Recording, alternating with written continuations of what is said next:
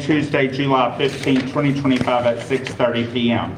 If you would, please silence your cell phones and all other electronic devices. And if you would, please stand for the prayer by our planning director, Mr. Scott Ankerson, and our pledge of allegiance by Councilman Fuller.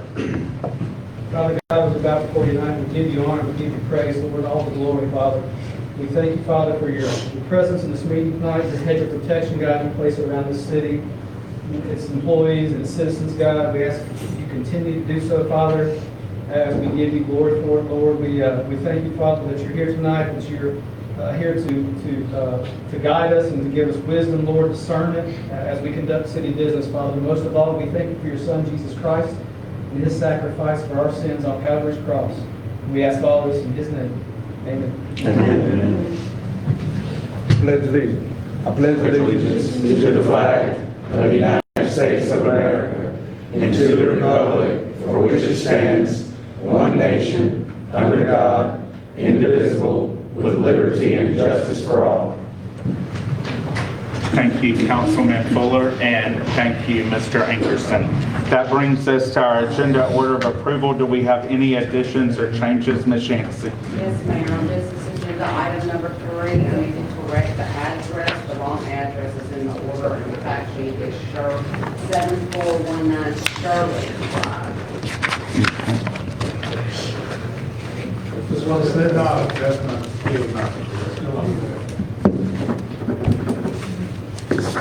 Thank you, Ms. Yancey. That brings us to the agenda order of approval with the change by Ms. Yancey. Do we have a motion to approve the agenda order with the change? You just said that that's still not the right. It's not the right. Do anybody know the right answer? Scott, look at business agenda item number Miss- 4. It says 7419 Shirley Drive. Shirley.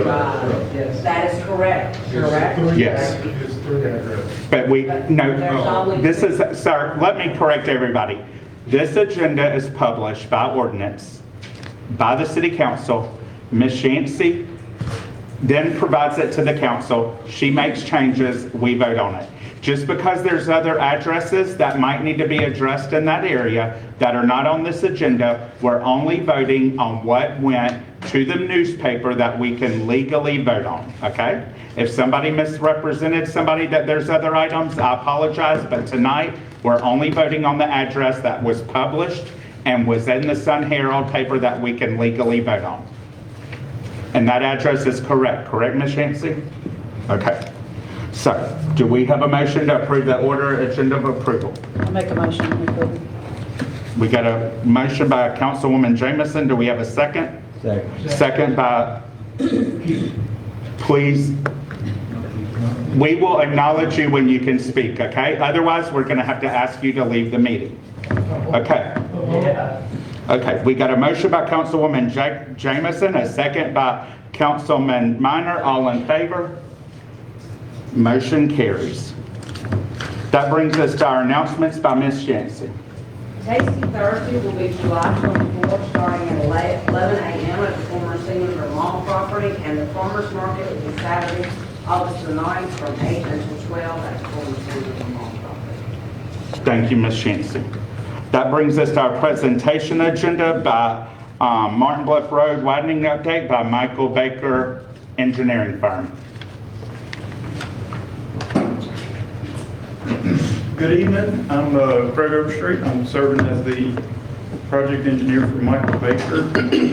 Ms. Yancey asked me to give you all an update. So I wanted to start with the budget on the project. Just to bring everybody up to date, we started with approximately $7.5 million budget. We have had 5 supplemental agreements, 2 of which added costs to the project. One actually deducted, one added. Our total project budget right now is $8.7 million. We have reviewed, when we get toward the end of a project, every month when we do the payout, we do a review of the quantities, what's left, kind of talk with our construction folks and where we're at. And we're projecting that the contract will be, or the project will be on budget, or, thereabouts. I mean, always with construction, tomorrow's a new day. Well, you know, who knows what's going to show up, but we're expecting it to be within budget as of today.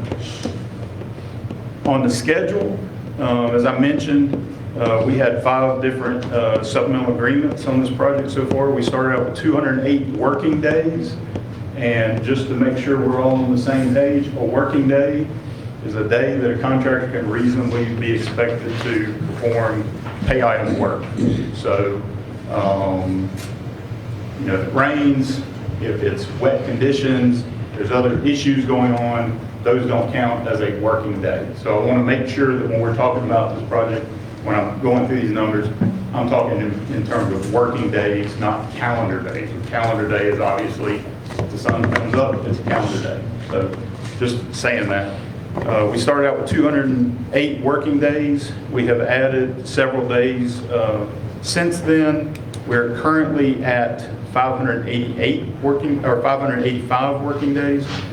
We have negotiated with the contractor some different issues that have arisen during construction, just found conditions, things that really, you know, we couldn't know were going to happen, have given them some delays and stuff. So we've got a supplemental agreement for 43 additional days to make up for that time. That is currently with DOT. Once they give us the okay, they'll approve it. The contractor and engineer will sign off on it. You guys will be the last ones to see it. I'm hoping to have that to y'all as soon as we can when we get back from DOT. As of June 30th, our last payout, we have used 584 of the 585 days. So we're getting near the end of the contractual time. We expect this supplemental agreement to add 43 days. The contractors also do days by the contract if there's any overages or anything like that. So there's going to be a handful of days. The rationale there is you've got X amount of some item of work, laying pipe or whatever. And for some reason we have to do more of that or you know, something, then he's due additional days to do additional work. Those sort of work themselves out at the end of the project. Like I said, I can't forecast what exactly those days are going to be, but I would suspect they're probably going to be about 20 days, somewhere in that range. That's just my, you know, kind of extrapolation right now. So we're looking at a contract that essentially has about 63 working days left on it. So just as a the last schedule that was submitted by Gulf Breeze shows the project completing at the end of September. And you know, major items being completed in about a month from now. Site issues. You know, one of the things that we've really been talking with the contractor a lot about is keeping a clean site. Mr. Fuller already mentioned something that we talked to him a lot about is sweeping the sidewalk. I went through there today. I know it needs sweeping. We'll get with them and make sure that that gets done. One other issue that we've had with them is large piles of debris. I think we've gotten on top of that. They seem to be pulling some out about every other day. We take a load out, so that's gotten a lot better than it had been.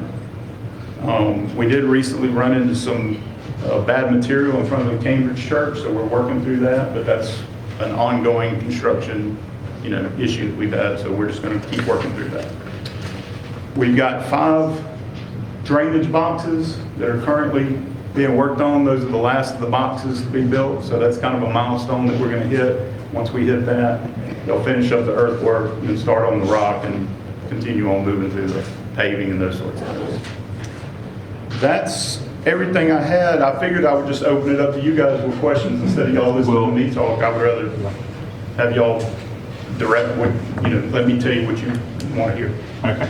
Thank you, Craig, for coming. We'll start with, this is in Councilman Ward 4's ward, so we will start with him. Okay. And then we will go along the line. So Councilman Fuller, since it's in your ward, So your just like the conversation we did have, I'd like to see us go over there and finish the north side, because it's safe to say that y'all are done on that side. Yes. So we need to go ahead and beautify that, because you stopped at Martin Bluff Elementary. We need to go ahead and beautify that side. Let's get it all When you clean. say beautify, you're talking about go ahead and grass Facade. it and get those things. That is correct. Okay. And you got some materials over there that need to be on the other side of the wall because you do have neighbors walking and we don't want somebody to go out there and get hurt and then wind up suing the city. So Okay. we do need to go get that north side straightened out. Okay. I'd like to see that.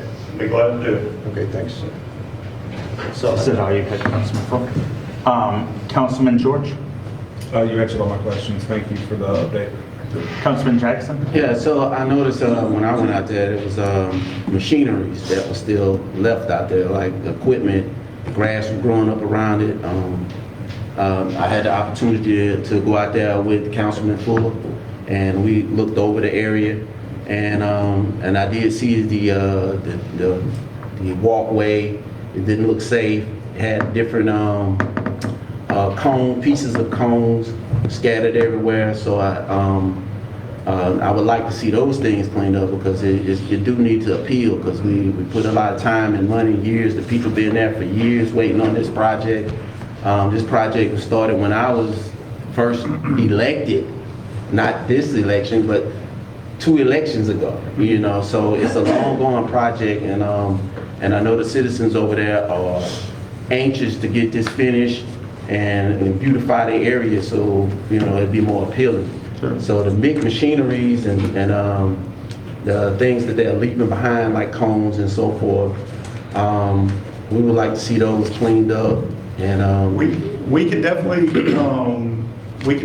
instruct them to keep a clean site. That's in their contract. Mhm. They need to do that.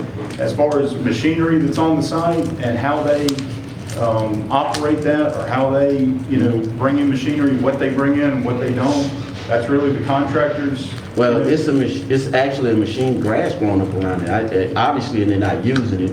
I mean, If a contractor wants to put a piece of machinery on a job, because he says he needs it, Right. and I tell him you don't need it, pull it off the job, Right. I have taken over responsibility for his Right. If means and methods. if he needs it, then I understand. But if he don't need it, then I'll bring it up to him. Right. I just want to make sure that we understand. Yes, sir. There's certain things I can tell him to do, and there's certain Right. things that I have no control over. Right. Yeah, But I'll be I mean, glad- If he I'll be needs, glad to working bring it on. If he's working, but it looked like it's been sitting there for some time. I mean, I can tell you that we talk to him every day about keeping a clean site. I mean, Yes, sir. one of the things I push with them with varied levels of success is, when your site's clean, people are just happier. There's Right. less folks calling in, there's Yes, less sir. things. So trust me, we preach that to them as much. Yes, sir. And I know that if it's people throwing trash in hey, we got to clean that up. You know what I'm saying? But I understand that. But just their work site area. Sure. Just keeping it at least decent. I agree. I think that would be more appealing to the Sure. citizens. I have no further. Thank you. Thank you, Councilman Jackson. All my questions Councilwoman. were answered. Thank you, no comments. Thank you. Councilman Biden. On that, you said there's 63 days. Is that 63 days to finish the project? Or 63 days working left on the contract? Well, let me, I appreciate that question, so let me back up on that. We've got a supplemental agreement that's up at DOT that is for 43 days. Okay, so what we expect is, DOT to sign off on that, and the reason why they have to sign off on that, just for, again, to catch everybody up, this is what we call an LPA project, a local public agency project, so funding comes from the feds through MDOT down to the coast, and then spent, on local projects. So they have an interest in this project. So we have to run everything kind of through them. So we are in the process of doing it. That 43 days, it has not been signed off on yet. Y'all will be the ones who are the final arbiters of whether or not that's signed off on. But I expect it to pass. It's legit, we vetted it. I think it's legitimate. So the 20 days is just an estimate on my part of days that will be owed to them just through normal. So don't. I understand. That's an estimate. Yeah, I understand. So when I say those days, that's what constitutes that 63 number, and that is working days. So We can't say from July 15th, add 63 days, that's when they're going to be done. Yeah. But that's just an estimate. You're saying That's a- approximately 63 days, we're going to be finished with the Yep. project? Nope. The contract has 63 days in it. Okay. That's all I'm saying. When we get done is up to the contractor, not up to Craig Overstreet. So there's 63 days left on the contract. The contract has stipulations about what happens if you go over time. We'll follow the contract, just like we do every other project. Did we ever get anything done with that easement that we was trying to get from the church or the apartments along the side? Did we get all that taken care of? I have not heard anything since Mr. Seymour expressed and Mr. Vanoff and I expressed that we had to have a permit. Okay. That's. All right, and that has nothing to do with Michael Becker's Yeah. company? It does? Yeah, it does. Okay. I just want to make sure that we can get that taken care of and move forward with the project. Yes, sir. All right, that's it, that's all I got. Councilman Alvin?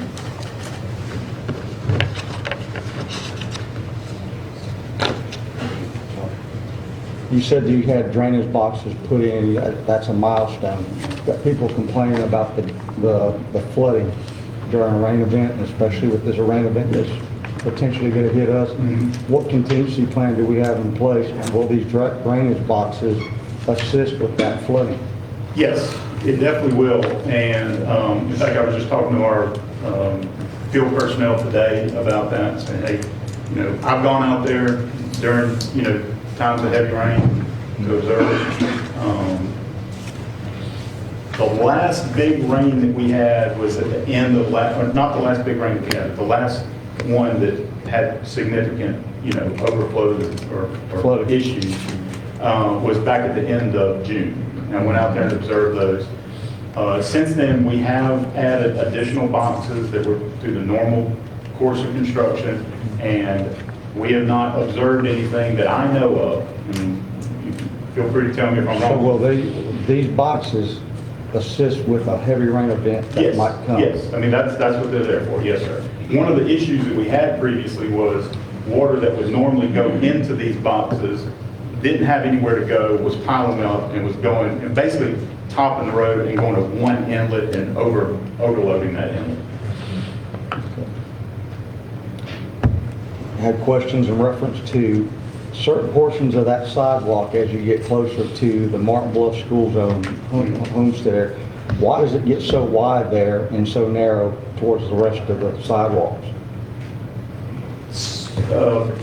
The width of that sidewalk, like you said, south of Roy's Road or south of the school there, Yes, sir. my understanding is, and I apologize, I was not around, when the initial design concepts were done. But we have a pretty large right-of-way area in that area. If you remember, we had to buy a bunch of wide, homes, yes. and so, I mean, there's a wider than normal right-of-way through there. I think the thought was, based on my conversations with some of the folks at my office, was that, the city wanted to have a wider pedestrian pathway there to maybe do something with that extra area. I don't want to put words in anybody's mouth or anything. I mean, but that was if how you it don't was. know, that's fine. That's how it was designed, and that's how it was built. Now, the last time you came in here, we were given I guess the time frame of the first quarter of 2025. Based on what you just told us, we passed that deadline due to rain issues. Yes, sir. I mean, that's one of the issues, but yeah, I would say that's the main one. I mean, we've had, I think, 12 weekdays so far this month, and we've already had five or six rain events just this month. Last month was terrible too. So one of the things that I know frustrates folks is it will rain and everybody understands, hey, it's raining, they can't work. This site that we've got it holds water. It receives a lot of water, it holds a lot of water, so it tends to stay wet. And I know people get frustrated if they're driving down the road and they don't see anybody working, but usually it's because the rain event was so intense, you know what I mean, that we've got a site that we really can't get on the next day. I promise you, we won't be out there every day. We can be out there working. So I know people in the audience and people that are listening online, they don't understand the rain date delays and all that other stuff as far as the contract. In a layman's term, when's the guesstimated time of completion on this? All I can tell you is all I can go by is what the contractor gives me. We ask for an updated schedule every month, and so all I can go by is that. I have no control over his means and methods. And what day was that based on the contract? Based on September? Based on Gulf Breeze's schedule that they sent us, they would be doing punch list work the end of September, maybe into the first week of October, kind of that time frame. So that would mean principal work on the job would have been completed by the end of September. So we're hopefully going to have this done this year. I hope we But we have it don't done as know. soon as possible, yes, sir. July 23rd is the first day of school for the kids back there, especially up in that work zone. Is there anything in place that's going to help expedite that, at least in that area where these kids don't have to go through potholes and flooding? Because it's uneven in As there. far as I know, the only issue with flooding that we have had recently, in the last couple of big rains, there is a face of curb. So you build your curb where the asphalt meets the gutter. I mean, I'm sure if you drive down there, you've seen it. There's a little piece of concrete that's up there. We leave that piece of asphalt that would fill in that gap it's one of the last things we do. And so we're gonna have about 2.5 inches of water gathering, all on that face for a little while after every rain. That's just, there's nothing we can do about that, really. Other than that, I drove down the road today. I drove it at a steady 35 miles an hour and didn't have any issues with any. The main the roadway or issue anything. is right there by the Martin Bluff School in the curve where the wide sidewalks are. It gets uneven in there, and it's it juts from straight to juts over to the left a little if you're going northbound. And like I said, my concern is the school traffic that's going to be in there come the 23rd. All I can tell you is I know we will accommodate, we'll accommodate the buses to make sure that they can get in and out. We would accommodate it. The contractor already, what we would do during, school hours is make sure that they're not doing anything in the road during, 7 to 9 in the morning and 2 to 4 in the afternoon, just to make sure that while those guys are going in and out, that we accommodate them as much as possible. I'm not sure exactly, that I can make you a promise that, yes, that area is going to be repaved because I don't know that. But I can tell you that we will accommodate the traffic. They'll be able to get in and out. That's all I have for now. Thank you, Councilman Melvin.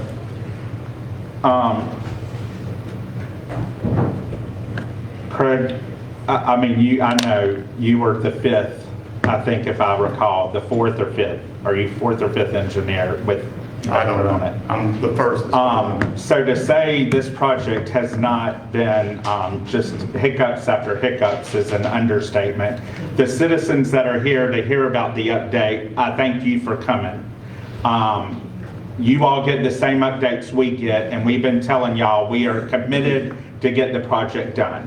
A lot of people don't understand the process, but they think it started, the construction for the contractor started when the project started, but unfortunately, that's not when the construction started on the project.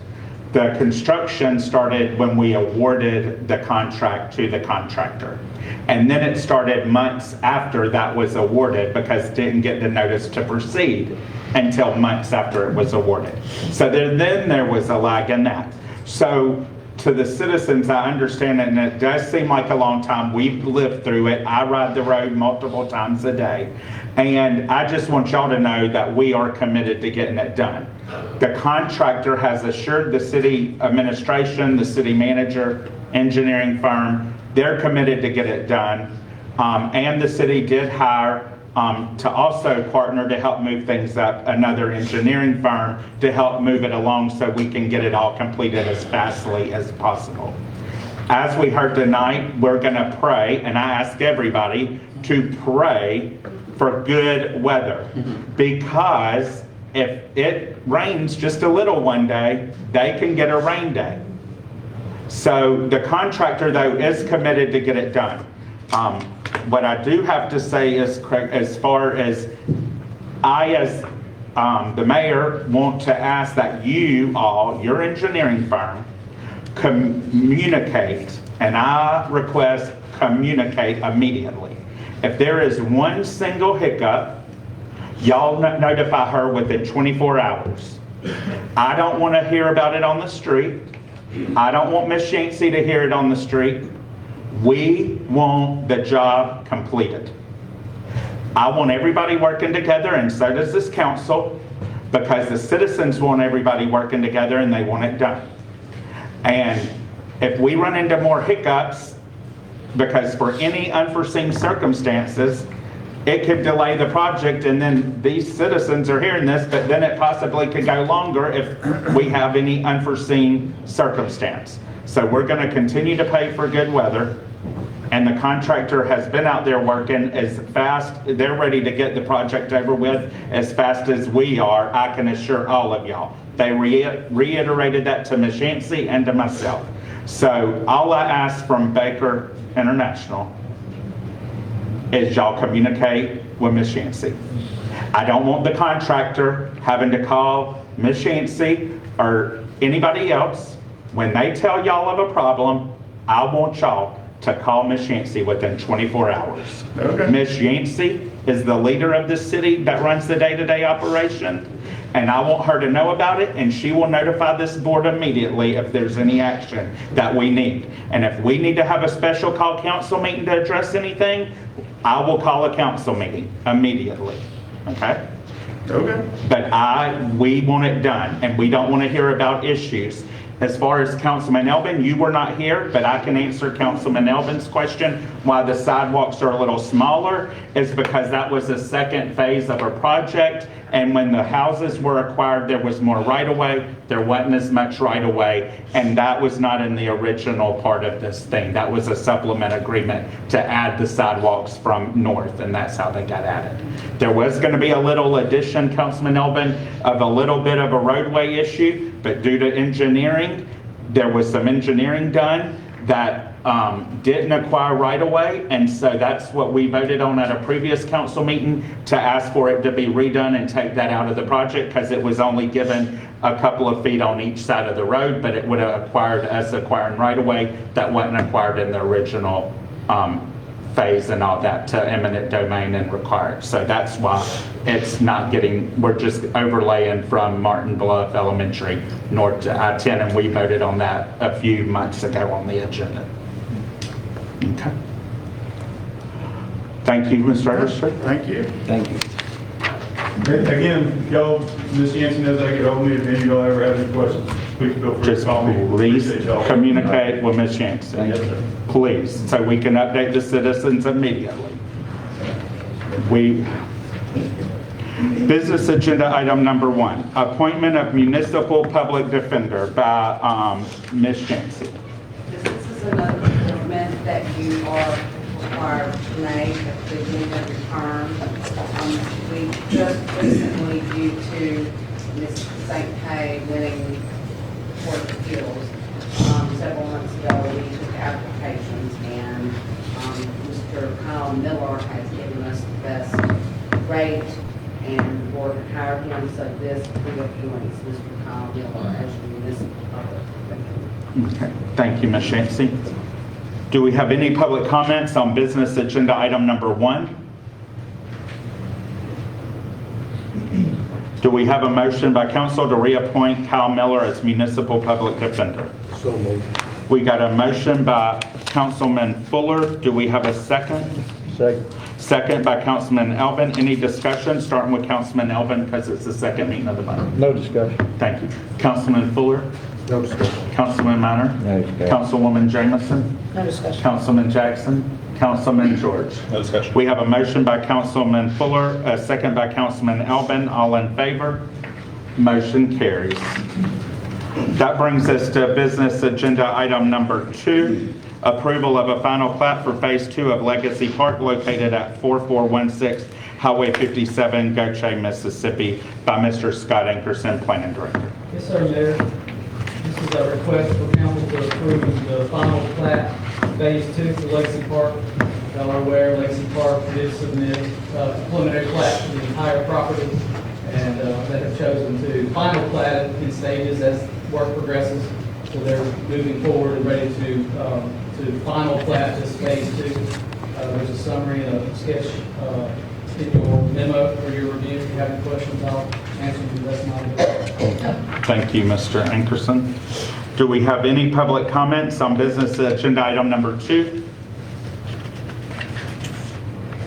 Do we have a motion by council to approve the final plat for Phase 1 of Legacy Park located at 4416 Highway 57, Gautier, Mississippi, PID number 824-30100.050? So moved. Motion by Councilman Jackson. Do we have a second? Second. Second by Councilman George. Any discussion? Starting with Councilman Elder.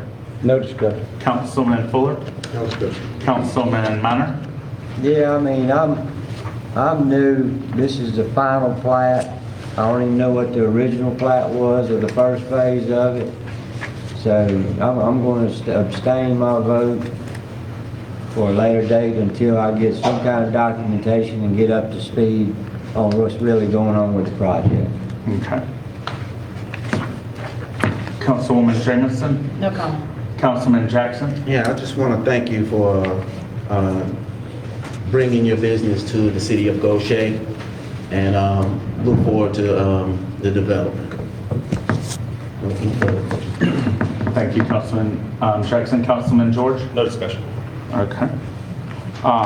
I just want to, once again, we have the developer here, Dr. Adlaka and his wife, Dr. Sarah Adlaka. We thank you and Dr. Tassan and all the other medical providers who are invested in Legacy Park for wanting to invest here, want to grow Gautier, and partner to have a great economic development catalyst here on the western part that was designated many years ago when I was first councilman as a medical corridor in the city of Gautier. So we thank you for your investment. We have a motion by Councilman Jackson, a second by Councilman George. All in favor? Motion carries with one abstention, Councilman Minor. That brings us to business agenda item number 3. It was consideration for an abatement at 7419 Shirley, Gautier, Mississippi, by Planning Director Scott Ankerson. Yes, thank you, Mayor. This request is from code enforcement, asking the city council to approve an abatement to remove all rubbish, trash, and debris from this property, demolish an unsafe structure at 7419 Shirley.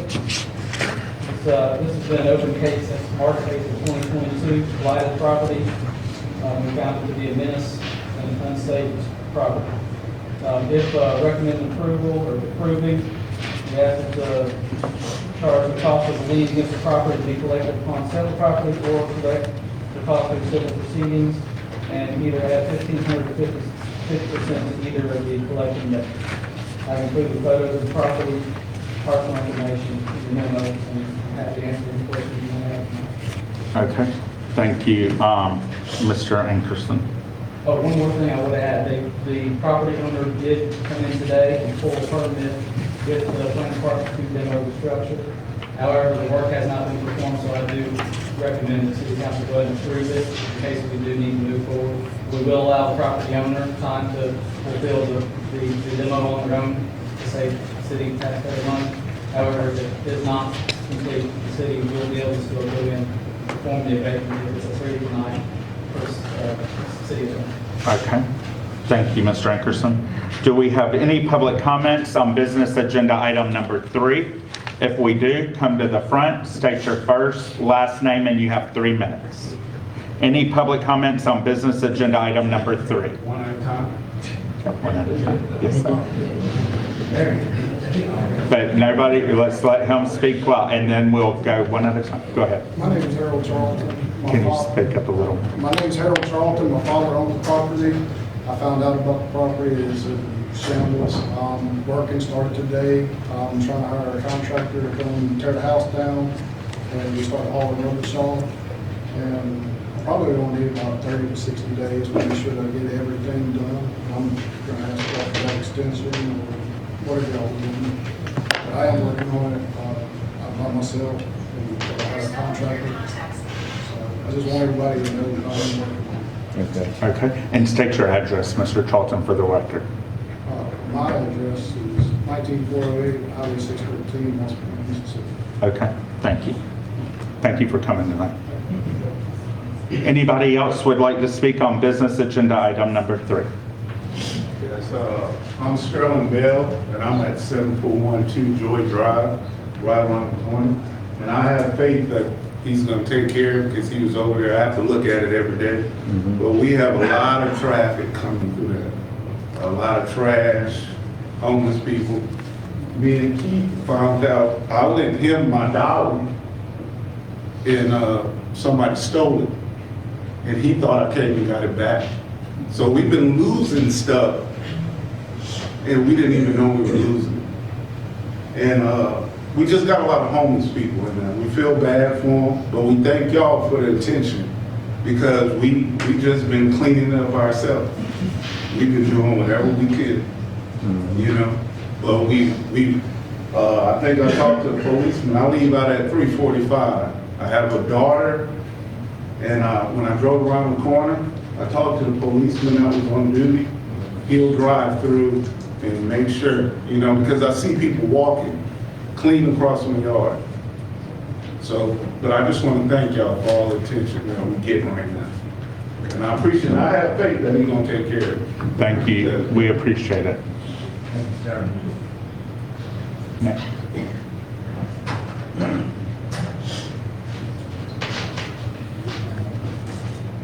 I'm John Hyatt. I live at 7416 Riverview Street.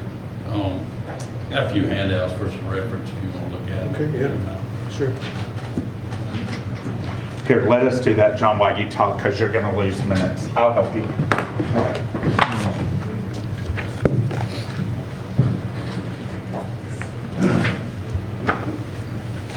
Originally, I reached out to the city about 5 properties, and we whittled down to 1. Me and your planning director had talked about 3. They were slated to be abated. Magically, on the 11th, the building permit gets pulled. These structures are they're unsound. They're not in good shape. There's pictures of them there in the handout. Like I said, there were 5 to begin with, and it got whittled down to 1. And there's a common theme with these other structures, the other 4, is you have people that are related to the owners that work for the city. So I think that's what the holdup is. People are getting special treatment with these structures. If you look at them, I got them labeled. Yeah. So I would like for you guys to check into that and, you know, find out why we can't get these things tore down. There's 5 of them. And one of them's getting tore down in the woods, but the other 4 is not getting any attention. 2 of them are fixing to get rebuilt. You need a structural engineer or somebody to come out there and look at it. It's in bad shape. I've looked over your UDO, and they're not, we're not following the UDO in the city. Some of these structures have busted windows. They're supposed to be covered. There's roofs that are caving in, and we're tired of it. It's ruining our neighborhood. There's homeless people. It's devaluing my home. Not only my home, my neighbors back here. They're tired of it. We're tired of it. We want something done, and we want it done now. And we don't want special treatment for people that own properties that are related to city employees. Looking at those pictures, would y'all want to live next to that? I have people that come to my house and they're like, man, I thought I was lost. Because I ended up in a bad part, and then all of a sudden we get to your road and it's nice. I mean, it's ridiculous, and I'm over it. I've already tried to address it once and it just got swept under the rug. and I want something done. Would you agree that that needs to be addressed? Yeah, I would say so. Let's go ahead and finish your comments, No, John. I mean, that's- Because I mean, it's that's not a what- question answer, it's state, and then we move on. Well, no, well, And you then don't they'll have, you don't have to answer answer. All I'm saying is, ask yourself. Yeah. Would you want to live next to that? You know, I got a $500,000 investment. It's getting devalued because of it. that, Okay, John. your 3 minutes is up. Thank you. We will talk to you after the meeting if you want to. We'll be glad to meet with you after the meeting. Any other comments on business agenda item number 3? Well, if I'm here, you know I'm going to talk. Tommy Dale Favre, I live at 7412 Riverview Street in Hampshire. I live next door to John, but our road is okay. But what we drive and what these people deal with, I used to walk my dog down to Shirley and Joy Lane. I wouldn't go up there now for all the money in the world. I understand what Mr. Bell is saying. I would be worried about my daughter. He is staring at 2 houses that the roof has fallen in and the floor is gone. And it starts on the corner of Hastings and Martin Bluff. First you got the house that's been vacated and the trailers next door and the signs are posted. And then when you turn right on Hastings, you got the house on the corner that has tarps and leaves growing. And then you have the house that I was here about 3 years ago, maybe more. Yes, please. Yeah. And they finally came and boarded it up because homeless people were living in it and setting fires in the house. The house is still there. The trees are falling down. There is grass and I don't know what else all around and in the roof. And it's next door to the one that you're talking about abating. I mean, you go through the woods there and there's that house. We are covered up with dilapidated houses and with dangerous people wandering the neighborhood. And we are tired of it. Thank you. Thank you, Ms. Farr. Any other comments on business agenda item number 3?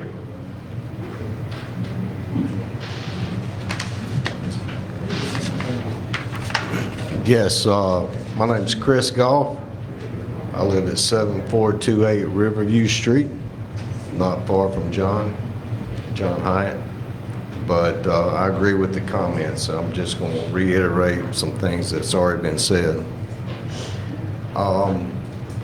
For the past 23 years prior to me moving back to Gautier, I'm a Gautier Gator at heart.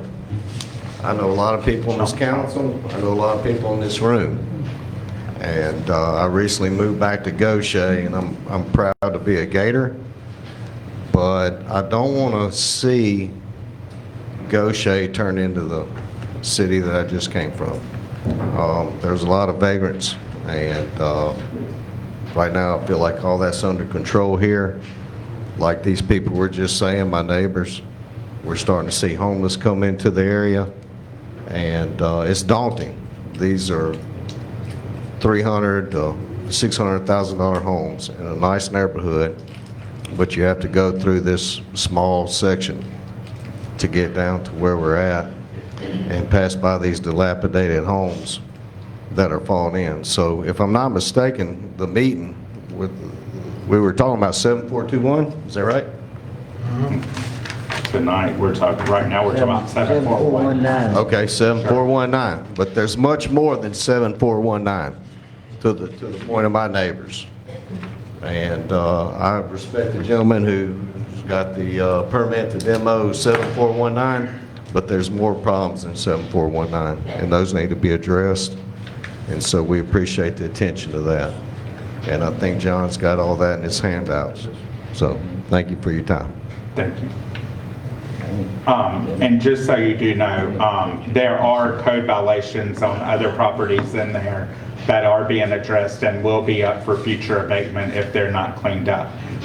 You know, they do so many as they don't have a whole agenda full of abatements, and then they try to work with everybody to try to get them resolved, especially if they're possibly the same property owner. Maybe if we do one, that'll spark them to continue to do the others to save taxpayers dollars, because just to advertise for this meeting is hundreds of dollars. We're not talking about the old-fashioned pay the newspaper $25 to $30. It's several $100s for a legal notice in the paper that it's costing all of us taxpayers. So we try to get it resolved before it gets to this part.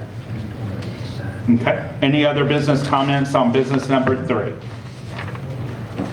We have, do we have a motion to approve the consideration for abatement at 7419 Shirley Drive, Gautier, Mississippi? And if we do have a motion, we need to put it. Any council comments? Well, we have to have a motion first and then a second. All right. And then if you make the motion, you need to, if you're going to give a time frame, put a time frame in there, and then don't forget that you need to put in there, if you're putting a lien against it, how much, the 1,500 or the 50% either of the collection method, and how to assess it through putting a lien on the property or collecting, however you want it done. Do we have a motion or not? I'll make a motion to approve the abatement for 7419 Shirley Drive, Gautier, Mississippi, with a 60-day contingency to bring it up to code, unless the abatement moves forward with $1,500 fine or 50% of cost could be applied as a lien against the property. Okay, we have a motion by Councilman George. Do we have a second? I'll second that. A second by Councilwoman Jamison. Any discussion, starting with Councilman Elbert? First, I'd like to answer Mr. John's question, would I want to live next to that? Absolutely not. I've seen the conditions that are going on down there. I would be livid if my children had to live and play next to that. Some of those homes are directly across the street from those dilapidated homes. And I'm working with the city manager and the city directors to try to rectify this problem. But I thought there was going to be more on this agenda. I'm not sure. There's multiple homes in that same location that are in the same or worse conditions. What's the standard that we go by to make sure across the board we're doing the right thing, especially in the same location? I mean, Mr. Charlton decided to, in good faith, to take care of his problem. Were the permits that were given to the other homes, were they for demolition as well? Do you have specific addresses? Yeah, I got 7413 Shirley Drive, 7415 Shirley Drive, and I got 7400, oh, that's the trailer, the Martin Bluff trailer, and then the 1313 Hastings Drive. But I think they were concentrating more on the Shirley and that Bluff Point house because of all the issues with the vagrants that are using those. From what I'm seeing in the pictures, they're just as bad, if not worse, than Mr. Charlton's. So I'm just trying to understand and let these people understand what the standard is that we're using. Yes, sir. I know there were 2 permits that were issued on Friday. The 2 of these properties, I'll have to go back and see which 2. But as we approach these, there are several of these properties in that area that we are working toward getting compliant. You know, at various stages, we have to establish property ownership. I think there were a couple that we thought we knew who the owner was, then we heard rumors of a sale made, and then we found out that was not true, but we have to make sure that we have all that information correct before we do notice. So as we gather this information, we give notices, we get them on the agenda for abatement. There will be more in the future in this area. Also, we give all these property owners, as we notify them of violations, we do give them the opportunity to come and pull permits, definitely clean them up themselves. If we can get them to do it, that is the ultimate goal. Were those permits that were pulled for the Shirley Drive homes demo or rebuild? I'll have to check, I'm not sure, but I can check and let you know. I can send out, anybody who wants to know.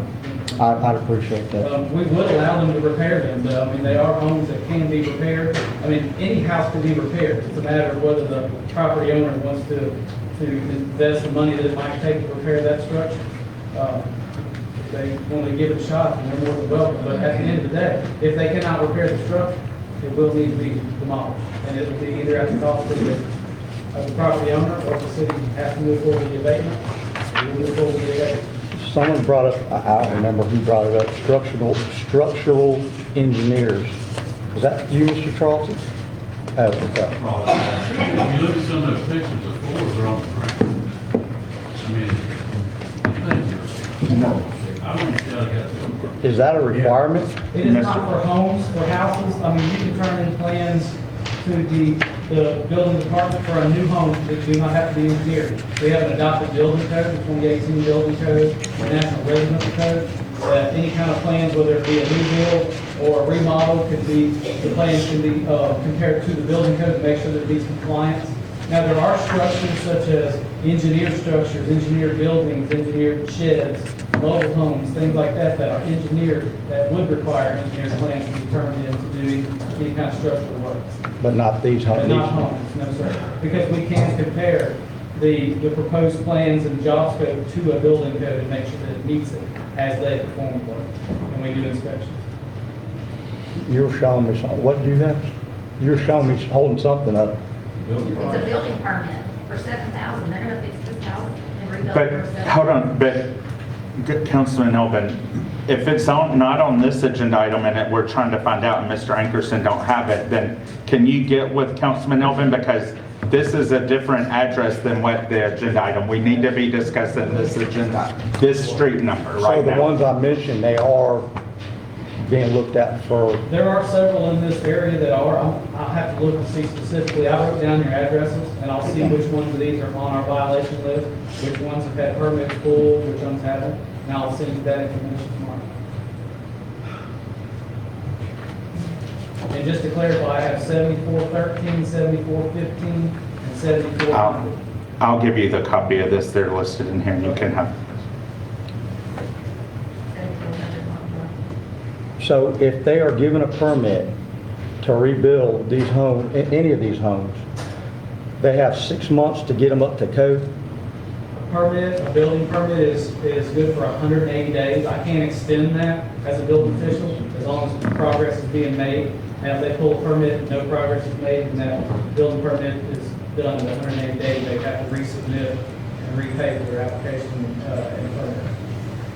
But yes. Is there a certain threshold they need to meet in that 180 days, 6 months? Certain threshold? Yeah, as far as what's being built. I know the UDO says it has to have a floor, a roof, and secured, and meet the standards of our UDO. Is there a certain standard we'll accept at that 6 month to allow for an extension? It's really, there's nothing in the code that says you have to have this much done to have an extension. It's really at the planning department or building department's discretion. I mean, I try to be fair across the board. If they're making progress and they're trying, then I will extend the permit. Have these homes been brought before you before? Not that I'm aware of. I mean, not under your administration or your group, but is it in record that they've been brought to the city because they've been there for forever? For code violations, I guess? Yes. I'm not sure. I could refer to the. Well, when you look up the issue of the permit, can you see if they've been brought up in the past? These that you mentioned? Yes, sir. Yes, sir. Okay. That's all I have. And I think Ms. Yancey answered some of them in an email to Councilman Elvin earlier on, because I think he forwarded an email with all these parcel numbers, or he was on an email we received from a citizen that I think Ms. Yancey had responded to some of them already. But so you might want to get with Ms. Yancey and just make sure, see, they might be readily available. Mr. Fuller? So what can we do to go assure that these homes are being repaired properly and these citizens are not under duress with these people walking and traveling up and down the street? All that extra stuff. Because I went out there and looked at this, it's horrible out there. And now all of a sudden they want to decide they want to fix these houses after we decide they need to be torn down. I'm appalled that we gave these people permits to go do that. We should have went and looked at these homes. We should have took a real look at these homes because they've been up for abatement how many times now? This is the first time in my knowledge they've been up for Okay, how long they been vacant? years. My point exactly. We need to do better at what we are doing for us issuing permits. We need to go make sure that these homes can be fixed. And I went and looked at them. It's horrible. If I had a child over there, I would be upset too. So the people that's not living there don't experience what they're feeling. We need to be able to help the people that's living and doing what they're supposed to do. We started making excuses for people that's not doing what they're supposed to do. So I'm not. Hold on, pointing at one you, Scott. person talking. I'm not pointing at Scott, but I'm saying we as this board and people that work for the city, we need to go out and support the peoples of this city. That's supporting us, that's want the city to look like it's supposed to look. We still doing things that we should be doing. Those houses are horrible out there. I appreciate the gentleman that want to come and tear his down because, I mean, that's what need to be done. Well, if I may comment Sure. on that to try to give you a little bit of peace. When we issue these permits for these, these houses to be rebuilt in whatever manner and to whatever extent, we do inspections. And those inspections have to pass, the building code. They have to make sure they're done per code. And we do inspections. Okay, because I went out there, one of them, a tree had fell through. The roof is just about done. The floors are gone. And then when you go in the back, it's so much trash. I mean, we need to do better. Councilman Fuller, I just want to remind all the board, we are voting and discussing right now, no property but 7419. If we're going to discuss other properties, we'll do it in our council comments. I'm just suggesting we got to stay on task to address the current item. I thought we was talking about the permits that was wrong. We should, no, we're discussing abatement at 7419 Shirley. And if we're not discussing 7419 Shirley, we can discuss the other items in our council comments. Okay. Or in another agenda item, because there's another one right behind this that we're about to discuss. Well, let me ask this question. I really, Kit, I would like for the police department to really do some patrol in this area because it's really dangerous out there. I had an opportunity to go there. We really need to do that. We're allowing council comments. We're in the councilman's section, y'all. We have to control order in our meeting. And everybody has a time to speak. That's all I got. Thank you, Councilman Fuller. Councilman Minor. Yeah, Scott, have you been out there and looked at any of these properties? I have. Have you went inside of them and looked at them? No, sir, I have not been inside them, but I have been on the location. Well, I mean, if you've been out there, wouldn't you think that you would go up and look at them, look inside of them? Will I? I said, will you and should you? Now that permits have been pulled for those two, I can go on reasonable Well, time. we was out there last week. There was an abatement sign on it too. Hold on, Councilman Minor, please stop. Who keeps commenting? It is nobody's turn to speak, and we all respect everybody while they're speaking. So let's let one person speak because we can't hear up here when more than people are speaking out there. So let's allow the due process of everybody to speak at their given time. And if you want to speak and it's not your time, please go out the door and speak in the lobby and come back in. Thank you. Go ahead, Councilman Minor. So There we was can an hear. abatement sign out there at 7415 Thursday when we was out there at the property, Mr. Fuller and I. He saw it, I saw it. There was an abatement, so it should have been abated. Wouldn't you say? I can't comment on that. I don't put the signs out, sir. The code enforcement officers do. Ain't you the planning director? Don't you direct your No, we already staff had to that, do sir. their job? Okay, I'll take myself out. All right, well, Thank you. all right, good luck. But ain't that your job to direct your staff to put the signs out in place and then do the abatements? So ultimately, it falls under you? I mean, yeah. Okay, well, I mean, that's what I'm saying. There was an abatement sign out there Thursday when me and Mr. Fuller was out there, and we issued permits on Friday and pulled the sign up Friday. So I'm just making sure we're not being arbitrary and capricious against others No, sir. My and department does not giving operate somebody the way permits and not giving anybody else permits. Matter of fact, And- we give everybody the benefit of the doubt as much as possible to make sure that they can. And if you need to go out and look at these and see if they need a structural engineer, Did I, or you asking? yeah, Asking because I don't- they you don't- said you went out and looked at them. Homes don't require structural engineered plans. That's at your discretion though. Mr. Minor, do you have any, ask Ms. Yancey or Mr. Danos if Mr. Ankerson, if there's anything in particular regarding to the day-to-day operations of the city? We can discuss this I know, in the but- citizens' comment. Let's just move Well, on. the citizens, the employees report, if it's an employee personnel, how something was ran, that needs to be addressed and go through Ms. Yancey in our form of government and Mr. Danos. But we can't, continue, if an employee made a mistake, that's between Ms. Yancey. We cannot address those kind of concerns with the city employee directly in our form of government. Okay, so I have to speak to Ms. Holly and Yancey and Josh Mr. about it. And if there's an issue, I would discuss it so they can handle it, but in the Well, public meeting, they I'm just making can't. sure because I know there was a abatement sign out there Thursday when I was there. Councilman Fuller was there, he saw it too. All of a sudden Friday, we get a permit pulled and the sign's gone.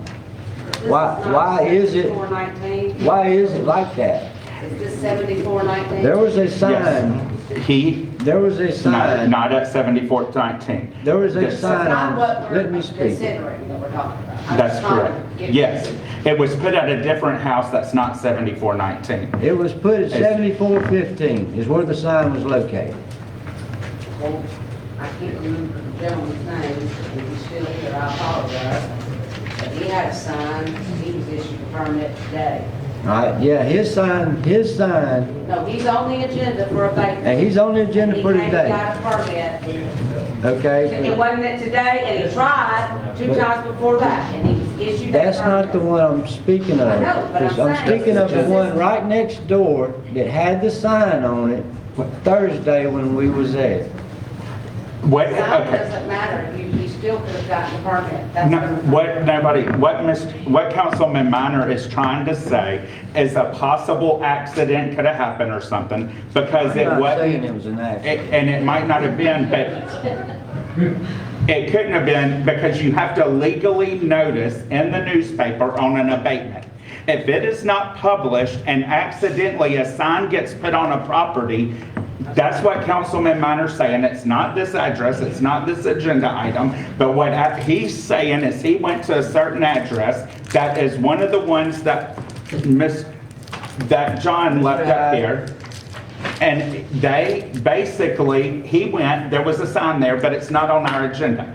Councilman Minor thinks a permit was pulled for that property, so it wasn't on our agenda, but that is not, the sign accidentally could have been put in the property, but we, Published in the newspaper. right. So and I believe that the sign was there, but either somebody accidentally put it there or something, because we can't vote on it if it wasn't in the newspaper and if it wasn't on the agenda. So somebody, somehow, it was an accident, obviously, and we apologize, but this is the one that had the sign in the yard, and this is the one we're voting on, 7419 Shirley. Okay. But if you can, y'all investigate, see what happened, and please get back with Councilman Minor, possibly what took place and why a sign was in a yard that we're not voting on. And please, be due diligence, and let's verify, take a photo of it, so if somebody, as we know in other cases, people go, urban campers go and pull them up and trash them, and people go and pull them up and put them somewhere else, because they're trying to urban camp and live there. So if y'all, the staff can please, Ms. Yancey, make sure that's done for Councilman Minor. Any other comments, Councilman Minor? That's it. Okay. Councilwoman During citizen comments. Jones? I totally agree that this abatement needs to happen. Amen. Councilman Jackson? Mine is real easy. So I'm looking at the pictures. The same pictures are for the next, the pictures that I got. The same pictures are for the next agenda. Is there a mishap in the pictures, or am I missing? No, this is it. No, he's talking about, these pictures. He's talking about the pictures that, They're adjoining Yes, ma'am. properties, Richard. Okay, so, Richard, correct me if I'm wrong, they're Scott, adjoining these properties. two properties adjoin each other, okay? And one of the properties, which is Bluff Point, has a house on. No, Paul, I'm sorry, Ms. Yancey. Because people obviously talk, he's gonna get confused. Councilman No, I got it. Jackson's gonna I get got it. I'm confused. following. I'm Bluff following. Point, but the house he's thinking that was mislabeled is what he's asking No, it's about. not, he's asking why the picture. It's the same picture. On this You one, got like same- the next one. Right. Yes. it's the same Not picture. the of the house. Not This, the- Not this, those. Yes. this Not one right those. here and the next one are the same photo. You're talking about what's on the agenda. Yes, ma'am. I'm talking That's strictly on because this the photo. properties adjoin And, each and other. that one. Yes, is the ma'am. same The exact trash is on photo. both properties. Got it. That's why the picture. Hold on. I got it. Two same parcels. He's got it. He's got it. No, Okay, comments. because there's other photos that are different, that if you went out there, these are not identical properties though. Right. No. But that's why people are We confused. can move forward. That's why people are confused, is because they're same photos for the same property number when they're totally different properties. Okay, well, some people I think are confused because in our agenda that's attached is they're the same photos when they're not the same property. Go ahead, Councilman Jackson. No further comment. That's Okay, Councilman George. Okay. We have a motion by Councilman George, a second by Councilwoman Jameson. All I can say as mayor is I'm so glad y'all are all here because I've been saying we need to clean up properties, clean them up. So I want all of y'all who are here, when they start bashing us, certain property owners, and a lot of them are rental property owners, and when they start bashing us that we're harassing them on social media, will you all please chime in and say, we want Gautier clean? Because I want Gautier clean and Gautier for sale. So I want us to all have clean, safe neighborhoods. I'm so thankful for our code enforcement officer and our planning director and our city manager for helping clean Gautier. But I want to remind everybody, we have a lot of blighted properties in Gautier, as y'all are hearing tonight, but our budget for that line item is $40,000. To demo a home is very costly, so we have to try to work with the property owners to get them clean. A lot of the property owners are dead. A lot of them have family members living in them. A lot of them are living out of state, and we have to do due process to try to make this happen. So when you all see them, code violations, please report them. Let's please try to stay positive. Us all try to keep them clean. As far as we heard the vagrant, the urban campers on people's property, the city cannot go on there, so if you know of one, call the police department. Police department can work with planning. We can contact the owner, and they can fill the forms out if they don't live here for trespassing, and the police can get them ran out of Gautier and off of the property. If y'all can help us do that, it will be great. That is, Chief Bevers, is that not how they do it? If they see something, call you, fill the form out, they can be ran off people's property. Thank you. Okay, so we have a motion and a second. All in favor? Motion carries. Hallelujah. One down. One down. Let's go to business agenda number 4. Consideration for an abatement at 7417 Bluff Point Road, Gautier, Mississippi by Planning Director Scott Ankerson. Thank you, Mayor. Same instance here. This property is actually adjacent to the previous property that we saw and voted on. This property today was reported to me from code enforcement that it has been cleaned up. However, it's a 7417 Bluff Point, Gautier, Mississippi. Okay, thank you, Mr. Ankerson. Public comments on 7417, but due to the fact we just heard, I could maybe give y'all some stuff. The city attorney has advised, and I personally went by the property, and so has other elected officials up here. We've all been through that area. The city attorney, by statute, we cannot vote on this property because it's been 100% cleanup. It has got to be a menace to public health and dirty, like blighted right now for us to take action. So unfortunately, on this item, Mr. Denos, if I'm not correct, that's what you stated to me. We cannot take action because it's been cleaned. If you do not find that it is in such a state of uncleanliness that it's a menace to public safety right now, then you can't take action against that property. So he has went and cleaned it up? It was reported to me by code enforcement that this property has been cleaned. Okay. As long as it's been cleaned up, everything's good. What was that address? Sir? 7417. That's on Bluff Point, which But it's goes all really the way a- back, behind Single River Grocery, all the way back. It's not on that, It's not next in that to paper. Mr. Charlton's? It's not, no. But- That's on the piece that's next to Single River Grocery that goes from Bluff Point all the way back to the Martin Bluff. Now, if he's saying that it has been cleaned up, then, hey, everything should be fine. Well, I went out there and With that I property. mean, I and haven't been out there today. Do y'all know, citizens know if it has? I mean, he says it has. Everybody's happy? well, we, Mr. You went out there? Ankerson, I went by there and it was cleaned yesterday afternoon. Yes. But Okay. Mr. Ankerson, I mean, Councilwoman Jameson couldn't see nothing because it was clean when she went out there. Yeah. But we are being told by the city staff that the property has been cleaned. So unless somebody has seen it unclean themselves and them seeing not, we cannot take action. Okay, you. I took pictures of it. It's Everything- clean. Looks Okay. really good. Wonderful. I thought there was a problem with the address on the agenda. Wonderful, I'm It's happy. clean. Councilwoman Jameson did call me, asking, thought it was a typo on the agenda. Go ahead, Go Mr. ahead. Snyder. Come on, Snow. I thought we, Anthony Snow, 2205 Highland Drive. Just a point of clarification on that property. That's a big piece of property. Yes, sir. I myself got confused by it also, because I thought it was the wrong address because where they got the sign at. The sign is posted at the trailhead. The trailhead is adjacent to Singing River Grocery. If you go to the physical house itself, the house looks clean. And I know about that property because that's the same address the church get the wrong mail sometimes, and I've taken it over there. So the house is beautiful. I myself have not went down the trailhead. But what the people have told me is if you go down the trail, there's another structure down that trail, and that's the pictures in the property. And that's what we just That's what debated. you're talking about. That's what we just debated. No, it's on a different property. If you look at the parcel records, it's a massive property.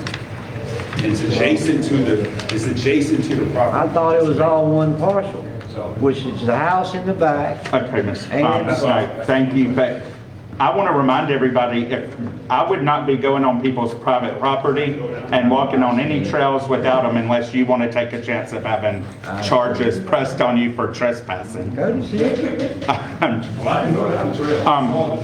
I think the property owner to this one is here. Mr. Dickerson, is it cleaned up? Yeah, I cleaned it all up. What it was confusing is, with the elevated house, my property was right next to it, so they buy stuff at the gas station on Singing River, and they walk through my woods to get to Shirley and all that. So it's just- And I camp out there, I mean, they literally took some riprap that I had, made a fire pit, thought about leaving it because, you know, maybe they won't burn my wood down, but, I did clean it all up, but, I mean, until we get those guys out of there. And can you put no trespassing signs and please see Chief Bevers and sign whatever document? A couple of days ago, and they're gonna give me an affidavit signed, and they can go in there and water out. Thank you. Wonderful. We appreciate it. He's I gonna- saw Mr. Dickerson pulling trash out with his little machine. We were on the road together. Okay, so we cannot take action on Cody, this. you cleaned up the whole lot?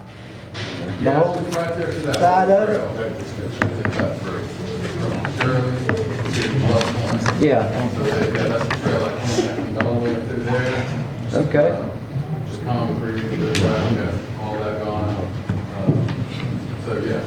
Wonderful. The only problem is now it's a nice, big, open walkway. Yeah. It's really gonna be coming back. That's all right, the other guy's gonna take care of the rest of it, and hopefully that'll get rid of all of them.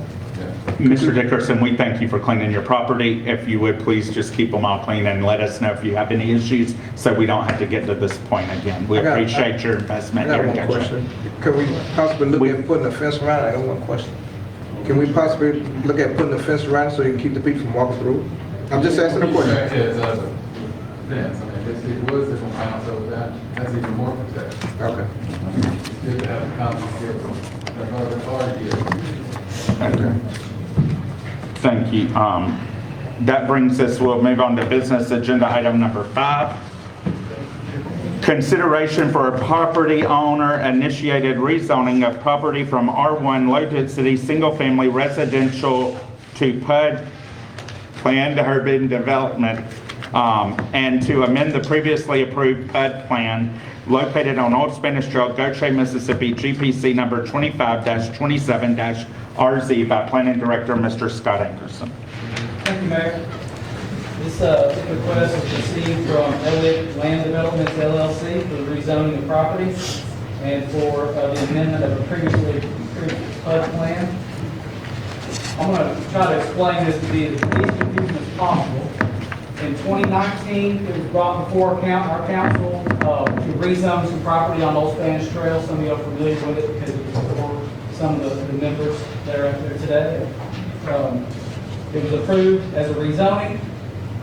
The PUD plan was approved at the same time. It never came to fruition. They never actually went through with the actual build and subdivision. So this property was then sold. It was purchased by Elliott Land Developments, and now they're asking to amend that original PUD. They want to make some changes to it. That's going to actually be your next agenda item. I'm just going to tie all this together in an explanation because it makes more sense. It'll be easier to understand. Also, there's a property they want to add to the PUD rezone that was previously approved. They want to rezone another parcel, which is actually on the other side of Ocean State. It wasn't part of the original PUD rezoning. They want to add that, so they're asking you to rezone that parcel to a PUD, and it will add to the PUD that they want to develop under the new PUD plan. So this is actually going to be, this item, we're talking about the rezoning of that extra parcel that's on the other side of Ocean State. And then we can address the amendment of the PUD in the next item, but I just wanted to explain it all together. Thank you, Mr. Ankerson. Do we have any public comments on business agenda item number 5? Any other public comments? Come to the podium, state your first and last name. I'm Tommy Crumlin with 5821 Perdido Key Lane. Thank you guys for everything you're doing here. I don't know if it's this item or the next item. I didn't get the meeting, so I don't know which is which, but I was part of it when they asked for the renegotiation, whatever, for the site. And we live on Perdido Key Lane. And all those lots over there, they're 2-acre lots. They're all nicer homes. We have invested our time, money, and energy into Gautier. And look, I am a business owner. I am for capitalism. I think that it's a good thing. It's not necessarily a bad thing. But when they're asking for a special preference, I'm just asking for a little consideration for those of us that have been here. When they asked for this back in 2019, we came up here, we made our stance and just said, hey, we'd like a little buffer between, I don't know, was it 300-400 homes they're going to put right next to us. They said they would give us a green buffer. We went to the zoning meeting, whatever that was, a couple weeks ago. They agreed to put a green zone in there. They did not define what that is. 70 feet. 70 feet, but they did not define whether or not it was undisturbed. And what we're asking for is that it would be defined as undisturbed, not just cutting It trees. is. I make that motion. Okay, so it's not just, It is, that is undisturbed. beautiful, all right, well, I got no other objections. Thank you. That's all you have? That's all I got. They stuck to what they told you. All right, well, I appreciate it. Okay. All right, I was on the planning commission and I made the motion that did the undisturbed, so that's why. It's definitely right. Any other public comments on business agenda item number 5? None? No, I think we already have it, Mr. Scruggs. We have, do we have a motion to approve the Planning Commission's recommendation with the changes that they initiated with the agreement with the citizens for the property owner initiated rezoning of property from R1 low density single family residential to PUD, Planned Urban Development, GPC number 25-27-RZ, PID number 824-38110.000. So moved. Motion by, One moment, I'm sorry. Mayor, this first item, they were considered together at the planning commission level. okay. We broke them out into 2 separate items here. So the first motion would be to rezone from R1 to PUD, the eastern section of the subdivision. Okay. That's Oh, what this we- is on the other side Yeah. of Ocean Estates? This Okay. Yeah, this is Yeah. the The next eastern, one will that's be the in west. addition to the PUD, Right. which is what Mr. Thomas. Okay, Okay. so moved. So we got a motion by Councilwoman Jamison. Do we have a second? Second. Second by Councilman Fuller. Any discussion starting with Councilman Elbert? We don't have any opposition other than the issue you had, because in the planning minute, there was a good bit of opposition. There's none here tonight? I believe, from what I understand, a lot of the concessions made by the developer recommended by the planning commission alleviated the concern with the citizens. That's all I have. Thank you, Councilman Elbert. Councilman Fuller? So all the recommendations that you recommended, Scott, was, I didn't make the recommendations, the planning commission did. okay. I can speak that when I talk. They have met those recommendations in what you're going to hear next, which is the PUD amendment. Okay. Yeah. That's all I have. And Councilman Fuller? I read the whole 107 pages of it, and it was a pretty lengthy meeting y'all had, and it seemed like all my questions was answered. Only thing I had was going to ask the police chief is the 5-foot variance from the side setbacks. Is that going to allow you enough room to do your work on each house? I mean, we're talking 10 feet Yes, sir. between each house, so that's going to be enough room for you? Okay, so, that's good, Scott? All right. That's all I got. Councilwoman Jamison? Yeah, I just want to go ahead and speak to it since it's like 2 properties. We did tell them that we wanted a 70-foot buffer on the west and south sides that face other neighborhoods. And we also told them there would be no entrance into the other neighborhoods like they originally had. Correct. That's something the citizens did not want. While they made that 70-foot buffer and took out the entrance to another neighborhood, it actually reduced the number of homes, I believe, from what they had come to us with.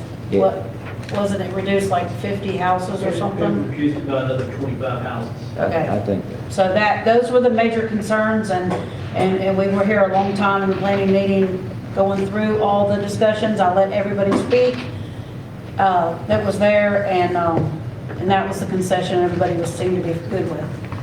Thank you, Councilwoman Jamison. Councilman Jackson? I'm glad everybody was able to work things out, so I look forward to seeing the project. Thank you. We are voting on the east side right now. Councilman Jackson, that was Councilman George? No discussion. Okay.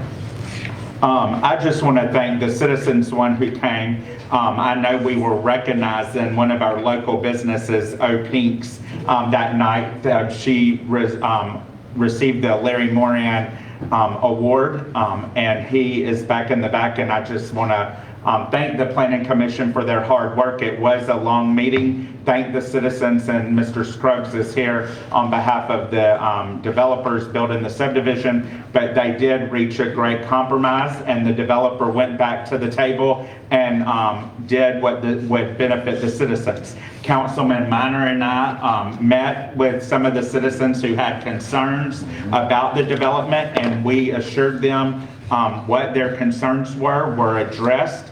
They had various concerns, and they've all been addressed before we vote on that issue tonight. So I also had an attorney who lives in that neighborhood that was representing a lot of the residents. He unfortunately was unable to due to a family obligation, but he just wanted to refer that the 70-foot buffer was going to stay as the natural habitat, and that we have confirmed that, and they all are aware it will be the natural 70-foot buffer. We're not going to disturb, the developer will not disturb that buffer. So we've heard that tonight, so that answers all y'all's questions. I have one. There's one more. Okay. Can I comment? Well, yeah, we're normally done, It's but going to be fast. okay. I'm Kimberly Greenway at 5801 Perdido Key Lane.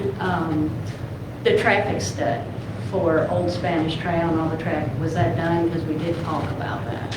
We did talk about it, but not to my knowledge. A traffic study of Spanish Trail, they were concerned about when the Ocean Springs High School gets out, the school traffic, it's really congested at the 57 corridor. But it wasn't something that we have to approve for this PUD, so we did not talk to it, but I will get with Ms. Yancey and talk to her about that. Thank you. You're welcome, and we'll follow back up with you on that. We got a motion by Councilwoman Jamison, a second by Councilman Fuller. All in favor? Motion carries.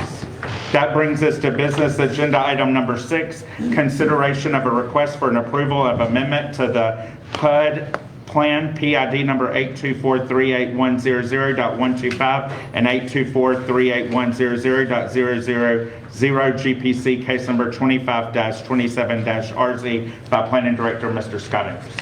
Yes, Mayor, thank you. Once again, this is tied to the previous case you voted on for the rezoning. This is actually the amendment of the PUD as a whole, which the original PUD that was approved in 2019 for Hillcrest subdivision is included in your memo, so you can compare it to the new PUD plan, which is Seagrass Landing. That's pretty much what this is that you're voting on, is the PUD plan amendment to the entire development, including the new property that was just approved for the rezone. Okay, thank you, Mr. Ankerson.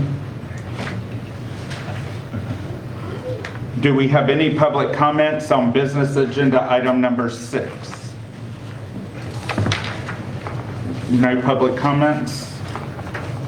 Do we have a motion by council to approve the Planning Commission's recommendation and approve an amendment to the PUD plan PID number 8243810.125 and 8243810.000, GPC case number 25-27-RZ? So moved. Motion by Councilman Minor. We have a second by Councilman Fuller. Was it you or Councilman Ellis? Okay, Councilman Fuller. Any discussion starting with Councilman Elwin? No discussion. Councilman Fuller? As long as they nice. As long as they nice. Councilman Minor? Yeah, I mean, by the looks of all these pictures on the back right here, I mean, they look like they're gonna be some beautiful homes over there. You know, and that's gonna do nothing but help the city 100%. Yeah. Bring more people to the area, bring more tax money to the area, and hopefully we can create more jobs for these people that's coming. So that's it, and I appreciate y'all bringing it to their community. Councilwoman Jamison? I think it's going to be a beautiful neighborhood. I know it's different than what people are used to in that area. And, but with this buffer, hopefully you won't see that much impact from it. And like I said, I will get with Ms. Yancey about doing a study of Spanish Trail Lane, because there will be extra impact to that. That's all. Thank you, Councilwoman. Councilman Jackson? I really don't have any comments because everybody pretty much said everything, answered every question of whatever needed to be explained. It's good to see we getting some development done in the city of Goshen. Thank you. Councilman Jackson, George? These types of neighborhoods have been proven to benefit the area. They've been successful all along the coast. There are a lot of homes, but there are a lot of beautiful homes that are very well kept, and the values stay there, and they increase the values around them. So I think this is something that we should definitely be welcoming to. I definitely appreciate you guys for bringing it here. I'm glad Gautier is getting a lot of new development like this. A lot of these new homes are going to be filled with people that are going to take advantage of Legacy Park. And it's just a big full circle, and I'm excited about it. So thank you very much. Thank you, Councilman George.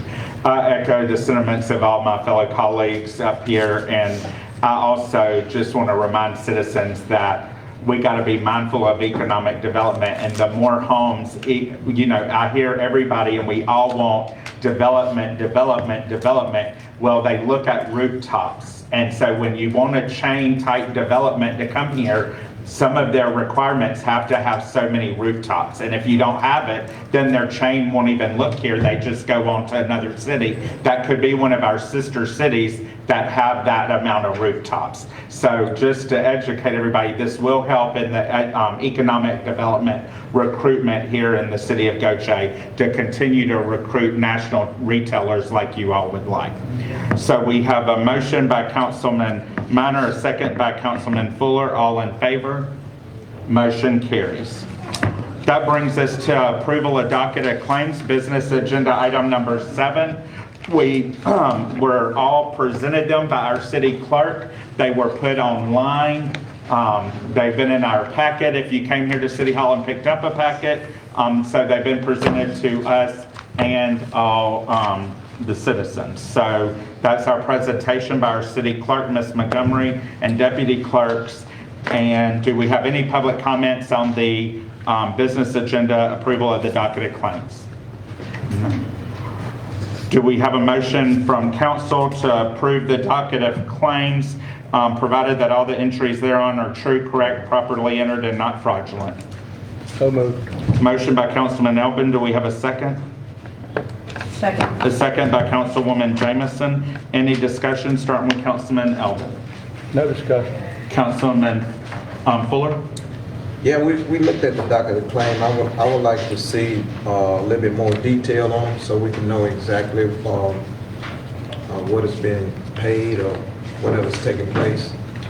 I'm glad for some of my colleagues up here, they were able to clear up some of the stuff. I talked to you a little bit too, Paul, but we need a little bit more detail on what's, you know, what it is, that way I won't have to worry y'all late at night when y'all trying to sleep. Right. I mean, just a little bit more detail. Now, you have to go all out and just. May I explain what he's trying to say real quick? Yeah. So what he's saying is, you know how we have in the docket of claims, we have a payment made to this company, and we might have this tool that they bought, this, that, you know, different tools that, or whatever jobs that they did.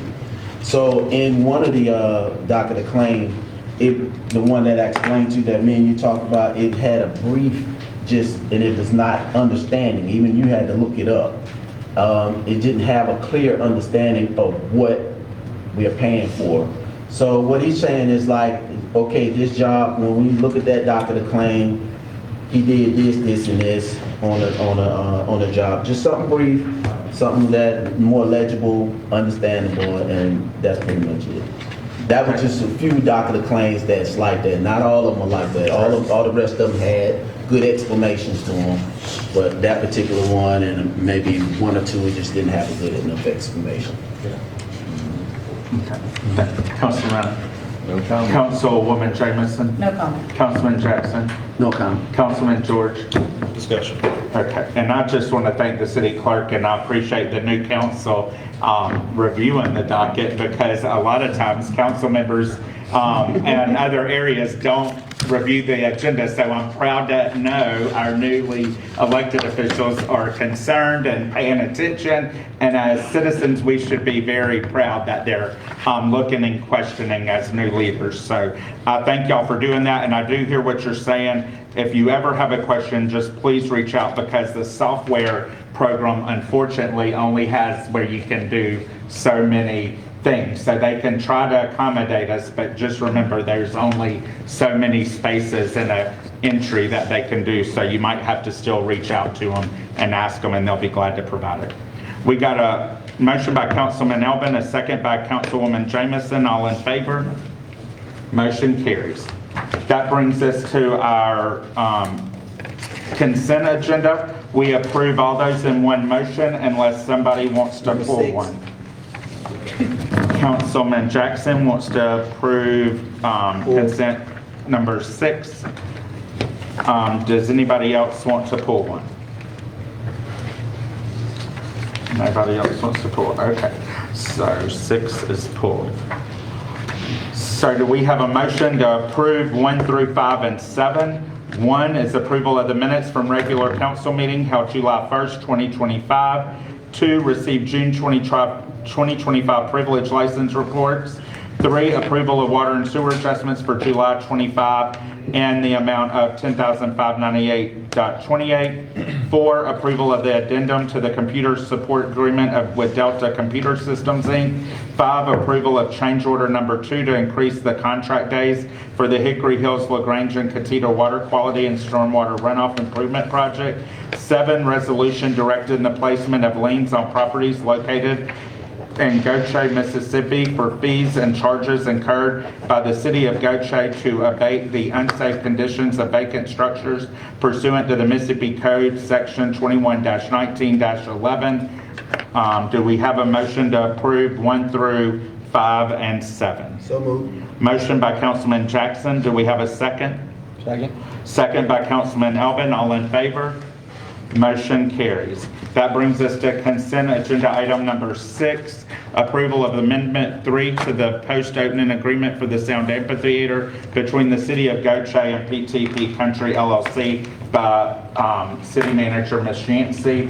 Is there any questions specifically you have on this, Councilman Jackson? I got a couple things I would like.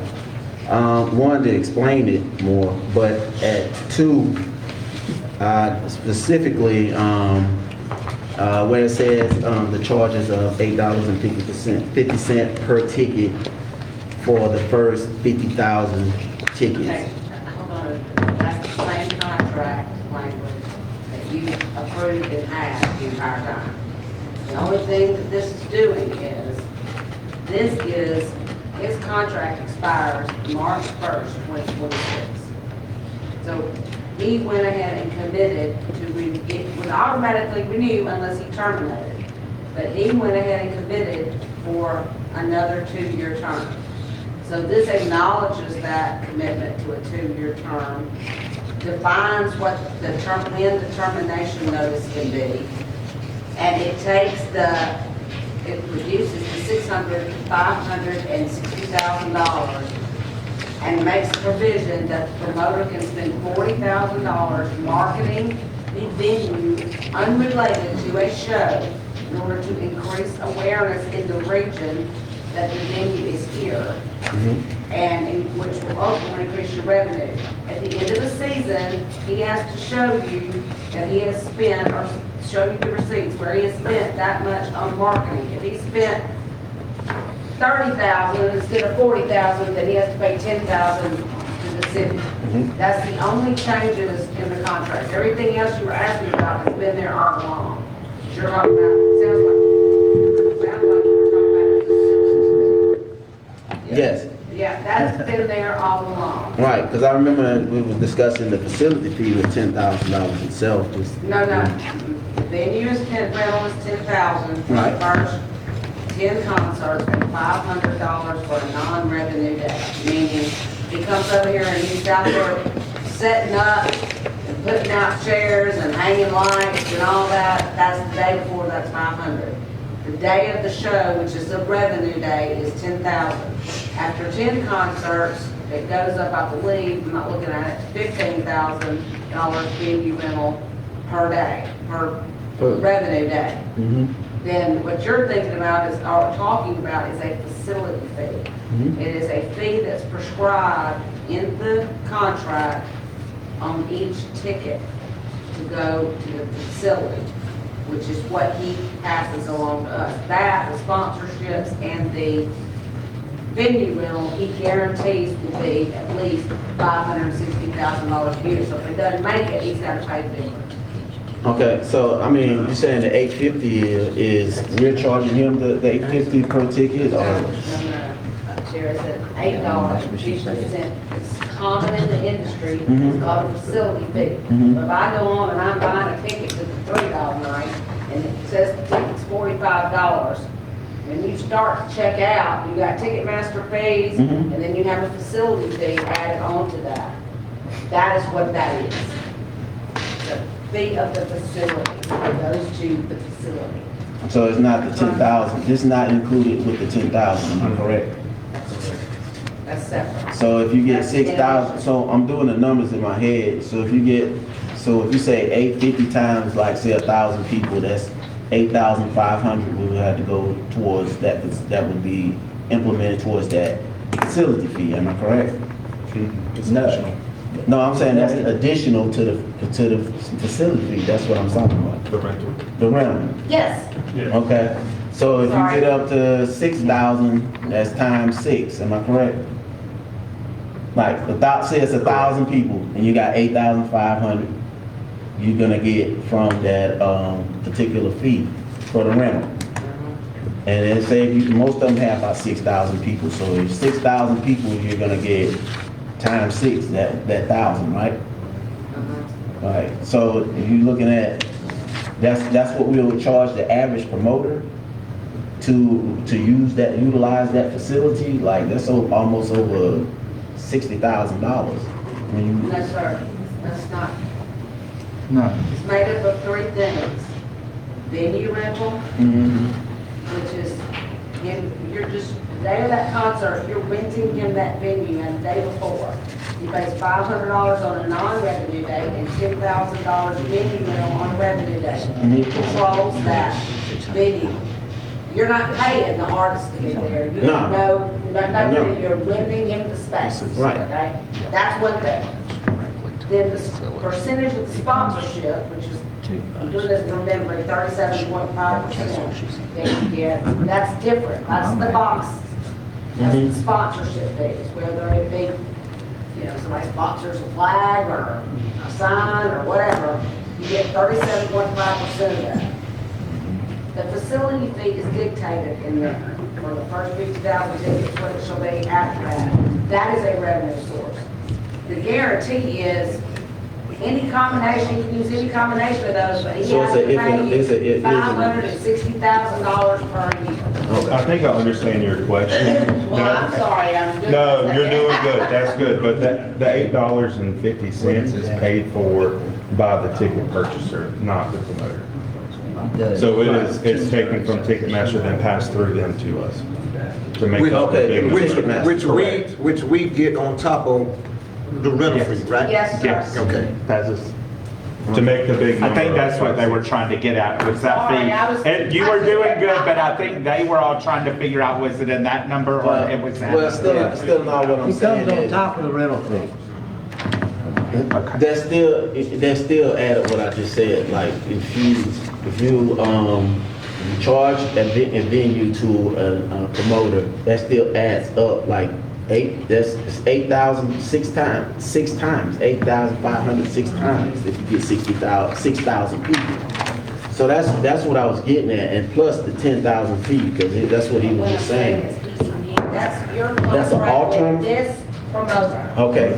Not all It's- promoters. It's your Okay. contract with this promoter. Okay, And he can use any combination of those, however he wants to, as long as he gives you $560,000 a year. okay, all right, gotcha. You got it, Got it. Councilman Got it Jackson? now. Anybody else have any questions on that one week four?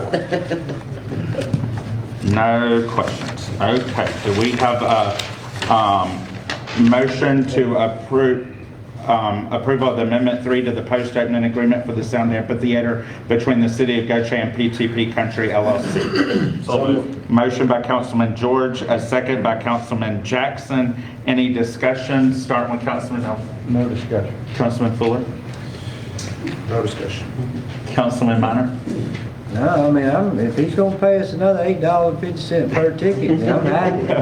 That's another Not half, turning it down. no, that's another $500,000. I mean, if, per year, and he wants 40 back, hey, that's a bargain. Yep, I think so. Councilwoman Jameson.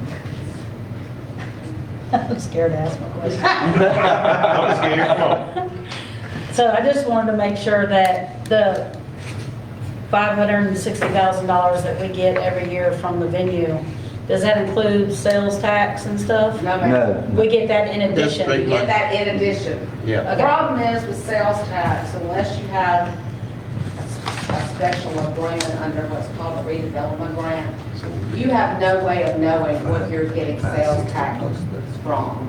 In other words, it doesn't come, say, so-and-so car service paid this amount of sales Just tax. say, All you tenant can contract. see is whether it increases or not. But yes, you get sales tax off merch sales, you get sales tax off of food sales, you get sales tax off of ticket sales, in addition to the facility fee, you get sales tax off parking. So you still get that over and above what's in this contract. Awesome, thank you. So- You're welcome. Councilman Jackson. I guess all my questions are answered. I was only concerned because I have a lot of promoters, because this is the line of business that I'm in. And so I have a slew of promoters that, even when I came out for the amphitheater, they was walking up to me like, hey, you think they made their money back? This, that, and these guys with money. And I'm interested in seeing them working in the city for whatever. The promoter we got, if he lacking something, like, hey, you ain't got a show on certain nights, we can fill that in.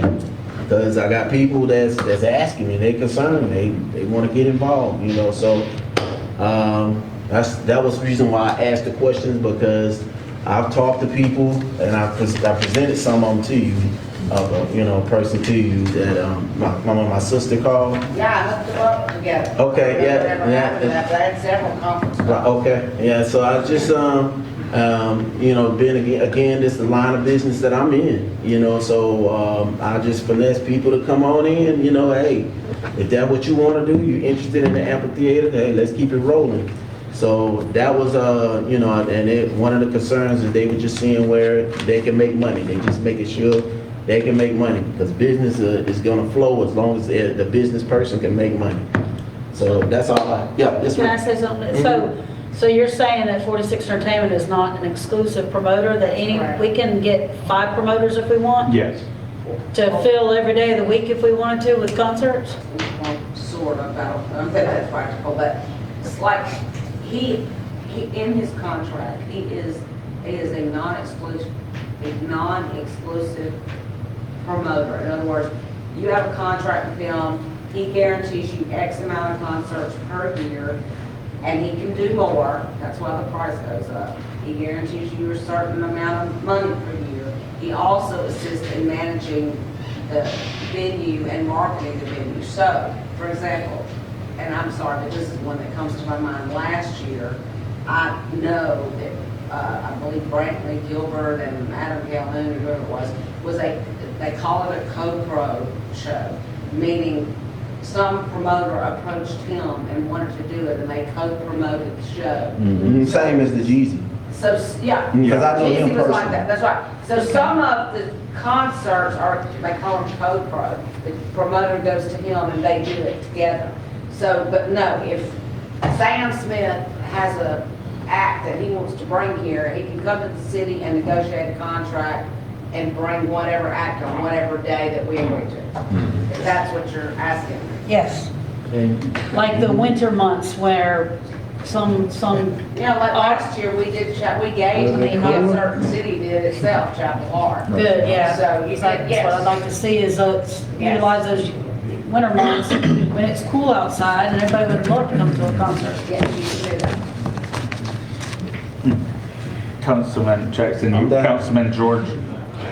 Have no questions. Okay. We have a motion by Councilman George, a second by Councilman Jackson. All in favor? Motion carries. That brings us to our citizen comments. We had the sign-up sheet. I think some have left, but we're going to go through them, give everybody ample opportunity. Mary Thames. Just remember, come to the front, state your first and last name and address, and you got 3 minutes. Go. Hi, congratulations to all of you, councilmen, and the new ones. I thank y'all so much for sticking your necks out for Gautier. I pray to God that God shows and guides you through this term, and that it will strengthen us as a city. We need it. That's the positive. The negative. Mary, you didn't state your address, Mary. I'm scared. 2001 Glen Cove Drive. I live in Westgate subdivision, the very first subdivision you see when you get off of that beautiful interstate. The other day, I have this wonderful neighbor that Casey knows personally, who came to me, Linda, and said, if you don't handle the water problem, I'm going to call Casey. I said, of the 26 phone calls to the city of Gulfport, which one would you like me to tell you to call Casey on? She said, never mind.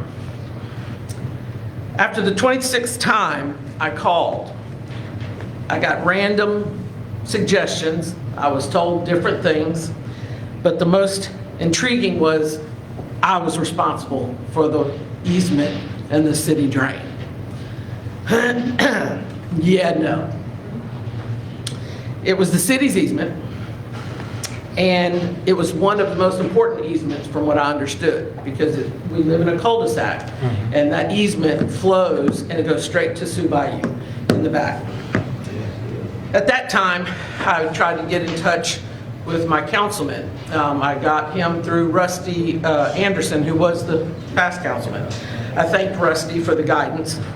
I got a hold of Mr. Fuller, and God love him, he came to the property, and I tried to block Linda from getting a hold of him. Linda's not a bad lady, but she is my late mother-in-law's best friend, who runs Westgate's cul-de-sac. Oh, yeah. I told Mr. Fuller, he said what seems to be the problem. I walked him through it, and we both almost went through the ground where the city well was at. The problem I'm having, or that I had, and the concern I had, was that it took me 26 phone calls. If we're planning on making development, we got to take care of what we already have. And from what I understood from my property, that Westgate, where this house has been built, is over 51 years old. And so, of course, that's going to have certain things that need to be done. The main thing was that that easement had to get cleaned, and that city water had to be taken care of. You could literally step on it and you went in. Mr. Fuller, I made one phone call, he came over, he handled it. And for that, I thank you very, very much. You're welcome. Having said that, my husband, who's very proud of his 5.14 acres of land back there, which is on Sioux Bayou, we have called for 5 years to find out why it hasn't been dredged. We have been told, and I am a paralegal, so let me explain what that means. I will call, I will date it, I will say how long I've been on the phone, I will go and do exactly what that person says, I grab the name, I will carry it out, having done this for 42 years. I called the city, and the city said, we don't do that, that's not on the agenda. When I called the county, they said the county handles that. When I called the county told me personally, and this is over a course of 5 years, the city didn't have it as a priority. Now, Sioux Bayou is a priority, and I'll tell you why. Where we live, it's where the alligator catchers come, and they'll park their boat up in our yard, and they wait to catch people that are bad. My point to y'all is, we've got to get that dredged. You owe it to the city, we owe it to Martin, we owe it to Sioux Bayou. Your 3 minutes is up, but get with us. We will tell you, I will tell you, I apologize if somebody has misled you, but the dredging is handled by the county. Councilman Minor and I were just in a meeting last week with a dredging project that's going on within a subdivision that's managed through the county, and it's their project, and we have to communicate with them, or they give us updates. We just recently asked for some updates. Mr. Matthew Hosey at Jackson County is their engineer, and they have a drainage plan for the county. They handle the dredging for everywhere, and they do applications, and they got to go through the DMR. They have to go through the Army He Corps. explained it to me, right. Right, but he has a map, Bay County, and they have all these, it's really nice map that's highlighted and can tell you what phase they are in. And I actually just checked because there's somebody that lives in the back of your neighborhood, and it's in the permitting phase back there at the very end of your subdivision, where that bayou comes Where I up. live. Where you live. And he recently bought a piece of property in a home back past your home, and that is the update we got. So the county, Matthew Hosey, has an update, and it's there. So we can follow up and get you. Yeah, because he told me we're specifically. the only Ward 4 that's never been dredged. That is incorrect. And So you see what I'm saying? But It we makes us just- look bad. It does, but I can assure you, all that goes through them, and we do ask for updates, and we do tell them, and they provide us the updates to Ms. Yancey. We ask Ms. Yancey to check with them in our form of government, and they update. We can also ask for them. Mr. Fulton called me, the county administrator, on something the other day, that an issue that he's got to make all the mayors aware of for us to get with. Myself and Mayor Willis has to get with our city managers so they can address the issue within the county. But we do communicate with the county, and I apologize if you got somebody on the I phone. did. They kept saying y'all didn't make it a priority, so that's why. Well, It's not a priority. Our priority is to communicate and work with them, and it is a priority. You got it. Because our streets drain to our bayous, and we don't want our streets blocking up and flooding homes. Correct. So it is very important to us. Well, let me know what I can do as a citizen. Okay. Let me speak to that as well. I am a councilman that's gonna do things. I'm not gonna sit around twiddling my thumbs. You did very well, and I I'm appreciate not that. in it, I'm not in it for the money. I've been working at the shipyard for over 30+ years, so I'm a made man.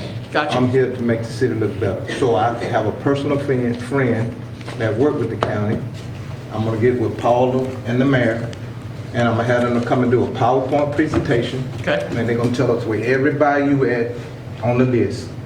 There's a big list, and they only got one company that does it. right? Oh, okay. So that's what I've been told, but we'll get the PowerPoint. Been misinformed. And we'll get the right information. Okay, just let us know what we can do, because we've got a beautiful piece and we want to use it. And they have to bid out their drainage Yeah. projects. They don't go just tell one company. It's a bid Don't use the process. contractor from Martin So, Lake, don't do it. Okay. Okay, thank you, Ms. Haynes, for coming. Next up is, and he might have left, but I think it says Keith Johnson. I can't, He's gone. okay. That's the one that showed himself out. And Ms. Yancey, okay. Can we just ask if we can add please print and bold red up here or something, because they're writing in cursive, we can't read. Next, I think he left two, Sterling Bell. All these, I'm gonna go through them fast because just so citizens, if I don't see you, just raise your hand. I don't wanna miss somebody. John Hyatt left. I think it's Gene, maybe Vincent. Okay, Mr. Vincent. Come to the front, state your first and last name, and you have 3 minutes. When it gets close to one, I'll try to judge Councilman Minor to hold that up. I apologize, I forgot. Get these meetings moving. Okay. Julius Vincent, 1440 Lewis Alexis Trail. I got two questions, real quick. Does the city of Gautier have an ordinance on shooting fireworks in the city? Yes, sir. If you state your, and then we'll answer so we don't take your 3 minutes. How about that? Okay. Ask us questions and then I'll. Okay, that's one question. If you want, okay. Ordinance, firecracker. Okay. And then, this has been talked about before. Where I live at is that road going to Sioux Bayou Fish Camp. And I understand they keep putting those speed humps down because of 911 emergencies to them. But the traffic sometimes, it's not every day, but it comes dispersed. And people coming in and out that road, I mean, just like Talladega. I don't know where it's coming from, the plant down there, or it's coming out of the fish camp. But they just, to me, they're just going a little bit more fast than what they need to be going through there. And we got some children down there, and it's just gonna take one. something we're going to have. Okay. So, anyway, I appreciate Is that all you your time. have? Yes, that's all I have. Okay, so the fireworks, we do have a fireworks ordinance and every municipality has them, where you can't shoot fireworks. And you can have fireworks shows, but they gotta be permitted through that municipality. Pascagoula has a fireworks show, they sometimes for various holidays. We do, sometimes we allow it at the high school, they have to do a special events permit, and we have to approve it because it's gotta go through the fire department, make sure all the fire protocols and safety are had, and make sure fallout zones, et cetera, are all followed. That's in everything. Unfortunately, it's hard to police when you have so many square miles and so many police. So when the police, unfortunately, like this past holiday, they were getting an influx of calls. Well, the time they would get to the call, the people were done shooting the fireworks. If they were not, the police department chief, and if I'm wrong, I was advised when we questioned that they would advise the citizen of the ordinance and they could not shoot them. And if they continued, then there's proper protocol and ticket citations, et cetera, that the police department through ordinance can address and handle. I think so much fireworks being shot, it's like 11, 12 o'clock at night, but everybody's trying to go do it. Right.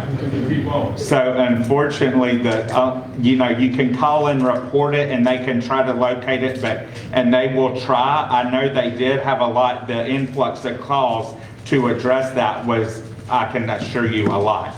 But when they got there, a prime example, the neighborhood behind me, they were calling, but time the police would show up and ride the area, they had already stopped. So, but we do have an ordinance. So that is, the update on that, if we can help you. The other thing with the road problem, the city manager will get with the police department and public works and the councilman of that area and try to come up with a way, either maybe with some signage. We do have some rumble strips that in the prior administration, each councilman had a list and we would go strategically place them throughout. What we did find in the past with the rumble strips was the people, once they got used to them, would just fly over them. I don't think it's in the neighborhood, I think it's the people coming out of, put that plant down there and Okay. And we could do a friendly letter to the Jackson County Utility Authority and maybe the business down there and ask them, could they maybe ask their employees or their guests to please be mindful of the speed. Probably better if we do that, it's probably better trying to shoot the tires out of the shop. Okay. Okay, so we'll try to address that for you. Oh, please, probably show up for that, sure enough. Yeah. Eric Moran. I think he was here, gone. Mr. Malone, Walter Malone. He don't have nothing to say, okay. Mr. Greg Canada.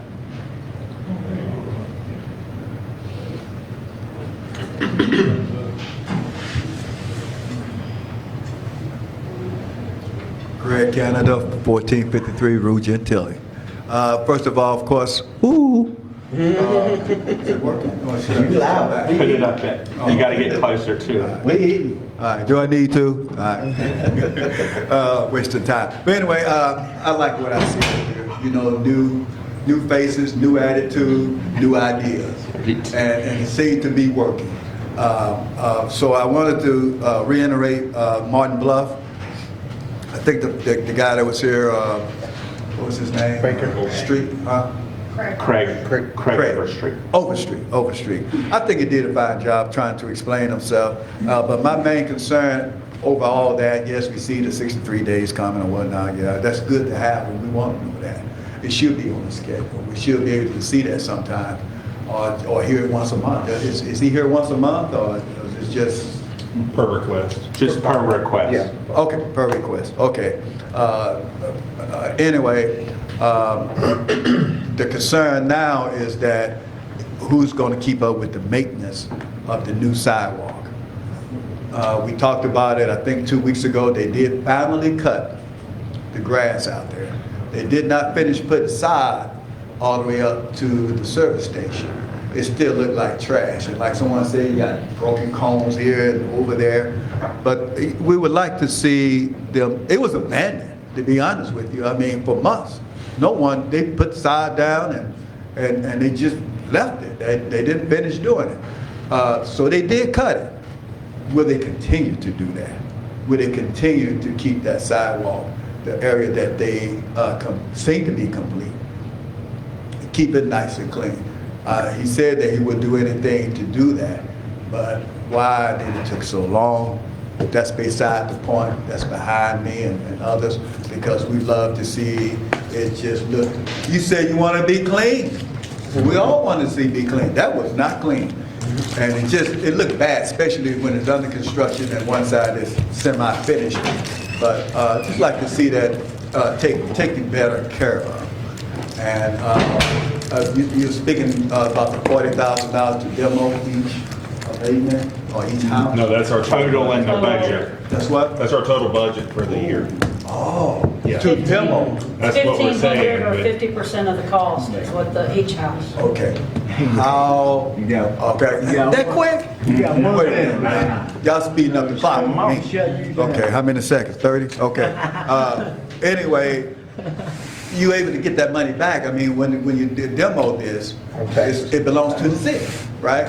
So the city now owns that and then auction it off? Okay. We can't do that. Mr. Kennedy, your time's up, but I will answer your questions. Okay. First of all, and then you can get with your councilman, Mr. Fuller, Okay. or myself, or Councilman Minor, and then we'll get it and try to help you with anything else you have. One, the construction project is still under construction, so it's not turned over to the city yet. Right. So the contractor semi-maintains it until, like he does, until it's turned over and we take acceptance of the project. When we take acceptance of the project, we will be responsible for everything, just like we always have. Right. So that will be on Gautier, City of Gautier, and our service provider, H2O Solutions, Mr. Michael Easterling, right over here, project manager. That answers that question. Number two, you just asked about the $40,000. Yes. That is in our total budget overall to do any kind of cleanup, tearing down homes. Total overall, that is the budget to address any blighted property in that budget year. When I was first elected councilman, we had $0. The next few years, it got up to 5,000, then 10,000, then maybe 25. And now, Ms. Yancey, now it's been, so we've raised it to 40. Or 45, off top of my head, the exact dollar, but it's in that figure. So how you don't get that back until they pay their taxes or it's sold, and in a closing document, then they reimburse and pay us back. So that money is not gotten back until it's paid through the tax collector. And it's still not 100. And it's still not 100%, and you still don't get it possibly for decades. So, okay, it takes a while It's before a that. lien on the property. It's a lien, okay. And so until it's sold or it's something else, then you ain't getting your money back probably. Just also reiterate on the maintenance. I know I'm gone. I can slowly walk that way. But I was really saying, who's responsible for the street, for the sidewalk? Now, I know it doesn't get turned over to the city. The contractor through the engineering firm, Ms. Yancey, controls and handles it. And they're gonna keep that clean now. They will follow up and make sure it's kept to the best. Take your paper. Okay. Take your paper. Get your paper. Okay. That brings us to Chris Goff. I think Chris was here on the agenda item. He already left. And I don't know if it's Brown or Earl Brown. If you live on Wellington, he might have left. Okay. And next, Jill Hart. Did you want to speak? I saw you raising your hand, but you didn't, and you might not have known. I came running in from work. Okay, well, come up here, state your first and last name. I wrote you down because they had brought the sheet up to me and you were trying to sign it. So. Being on the sheet? Can you speak without being on that sheet? No, you were not supposed to, but if you want, I will add you. I didn't know. We normally, that's why the sheet's out there on the table, and if you didn't Okay, well, I'll, go ahead, speak, Ms. Hart. Jill Hart, 2736 North Ridge Drive. I'm referring back to the issue with fireworks. I was called by my neighbor, 6 o'clock, July 4th, asked if I was doing fireworks at my house. I said, no, I'm on my way home. Called the police department 3 times, excuse me, about fireworks sparks coming into my yard as well as the neighbors. A citation will not repair my fence if it gets caught on fire. I call the fire department, they can come put it out. But it's a disrespect for the city and the citizens that I was calling on. Yes, it stopped for a few minutes, the fireworks did. I assume that's when the police did their run around and run about. Immediately later, started again. Called the police department yet again. It stopped for a little while. 11 o'clock, I finally went to bed because I got sick and tired of the fireworks going off. What can we be done? What can be done? I don't know, because I just explained that, Ms. Hart, all we can do is call the police, and if they're done when the police get there, then the police can't do nothing. Yeah. And you say a citation won't do nothing, but that's all legally they can do. I mean, we can't control, unfortunately, I mean, I think we're doing the best, and if somebody has a better recommendation, I'm all for it. we will be glad to listen to it and try to enact it if it's legal, but I think our ordinance, it's the ordinance where it's 0. And they are doing the best they could do, just like you. And you just stated that they came and they stopped when they saw the police, but as soon as the police got out of the neighborhood, and Councilman Elbin, being a former officer and former police chief here, can tell you they do their best, but when they see the police, they stop. They get gone, they start. Well, the police can't do nothing to them if they don't see it. Exactly. Or, and if something, you know who's doing it, and you want to press charges on them, my understanding, that's a civil matter, and you're more than welcome, but the police officer can't charge them because he didn't see it. Okay. Unfortunately, and if anybody's got any better suggestions, we'll be glad to listen to it and try to resolve it, but we're trying the best we can. I know. And I'm not saying people shouldn't have fun, but I Googled City of Goshen ordinances. I called my councilwoman. I did my due diligence before I even called. Right. So, And I did send your complaint to the city manager and the mayor, just so they were aware and of it too. I appreciate it. And I mean, like I said, we have an ordinance and we put it out there on social media, on the city app. It was everywhere. So did Pascagoula, so did Ocean Springs, so did Moss Point. I mean, but people, it's a nationwide thing. Most municipalities have them, but unfortunately, we all battle the same challenge. Ms. Hart, Thank you for this, sir. I worked in the police department 27 years. I know. Every 4th of July, New Year's, it's a nightmare for the police department because you got 19,500 residents approximately, and we have 7 officers trying to cover that 32 square miles. Now, there's no doubt there's citations given, but I mean, that's a drop in the bucket compared to what they're dealing with. Because along with the fireworks, they're also dealing with domestics, drunks, and other issues. So they do their best, for sure. Now, is there suggestions? I've heard things such as making it legal making an ordinance where it's legal from a certain time frame, and at that certain time frame at 10 o'clock, shut it down. Then citations can come out. Then we have more focused approaches to these issues. But it's hard to police, just to be honest with you. I'm sure it But is. we try. And I listen to them all the time and how they operate. And it's the same story from the 27 years I've been there. Is you try and you try and try, but you can only police so much.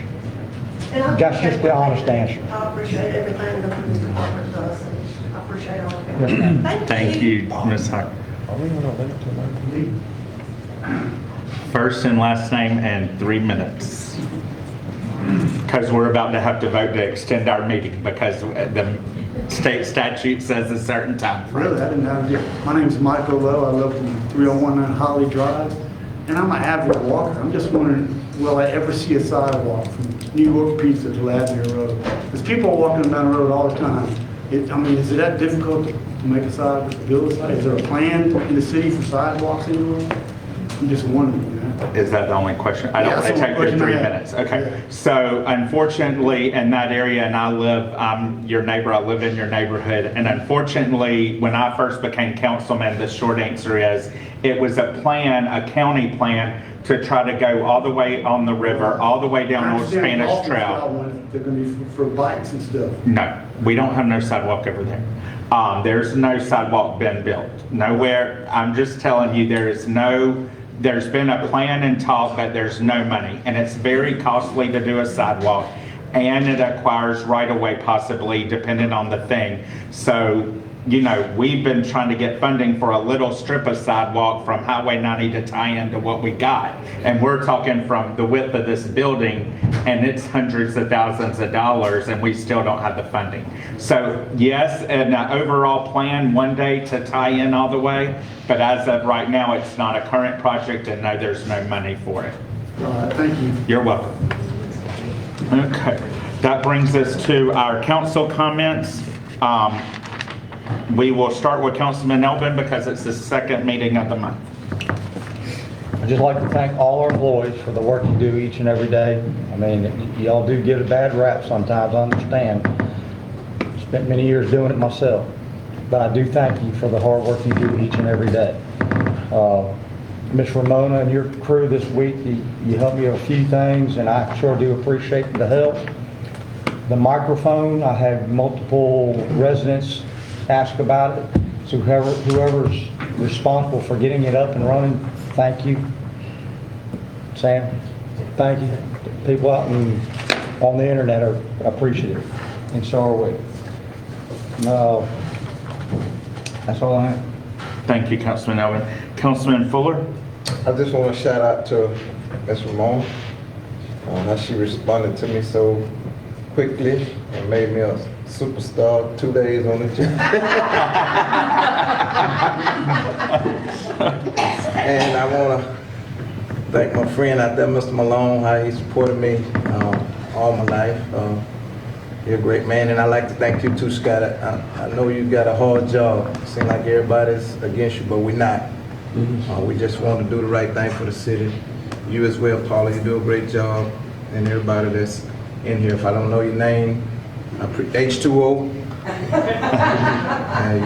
and this is what it's going to take. We're going to have to come together, and we're going to have to disagree with one another, but at the end of the day, we got to go do what it takes to make the city run like it's supposed to. And if we do that, at the end of the day, we've done our job, and we go home and sleep well. And I just want to let y'all know I am a little bit pushy, so I'm going to apologize ahead of time. I don't mean nothing personal, but I do like to see things get done. And it's just some of the training and teaching down through the years of my life that I had. I believe in holding people accountable, especially when you're getting a paycheck. And that, I'm at the top of the list. Me too. So I want y'all to hold me accountable. If I ain't doing what I'm supposed to do, tell me. That's all I mean. Thank you, Mr. Fuller. Councilman Minor? I ain't got nothing, really. Wow. I wanted to talk about this, but I'll get with Scott at a later date. Be better for me just to speak with you on that another time. With Mr. Yancey Yeah, I and think that'd Mr. Cox. be better. Okay. That'll be wonderful. Good job. Jameson, Councilwoman Jameson. Couple things. So about the fireworks, so I did a little poll on Facebook. Everybody that knows me knows I'm about Facebook, right? And the fireworks, people would like to see a city event for fireworks on the 4th of July, and especially, I'm assuming it's the cost of it is why we don't have a city event. We used to years ago, but I know it's like $15,000-$20,000 for a fireworks show, correct? I mean, so I just wanted to clarify that that's why we don't have a city event. is because of the cost of the event, right? That's right. Okay. And a business owner used to host it. The city didn't host it. It was Indian Point Yeah. that hosted it, and it was on their private dollar, and they did a firework application here, and we approved it, and that the Lee family is the one who hosted the firework, not the city, but for clarification. So we weren't. I'm talking 40 years ago, there used to be a fireworks around the city, around the Yeah. mall area somewhere, I thought.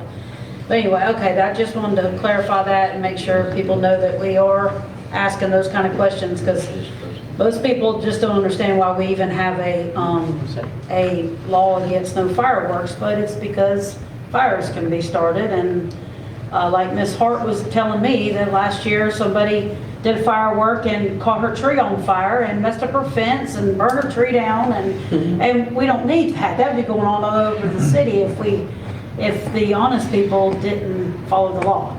So the next thing is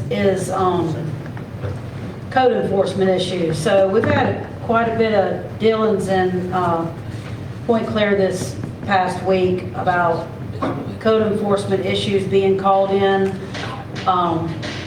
I hope that people continue to call in code enforcement issues, but be practical too. You can't call in because somebody's grass is 3 inches and it should be 1 inch.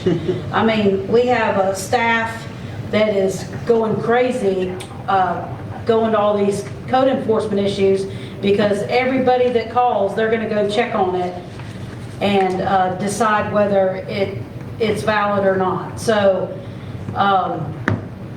we've got quite the issues in Point Clear, because people are starting to get upset about people reporting.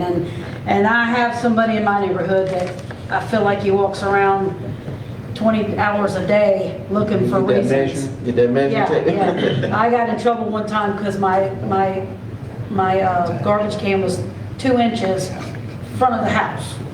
You know, so come on. I mean, sorry it got bumped, but I mean, so we need to be practical when we're calling in these code enforcement issues, and take that into consideration, that it does cost the city money every time you do.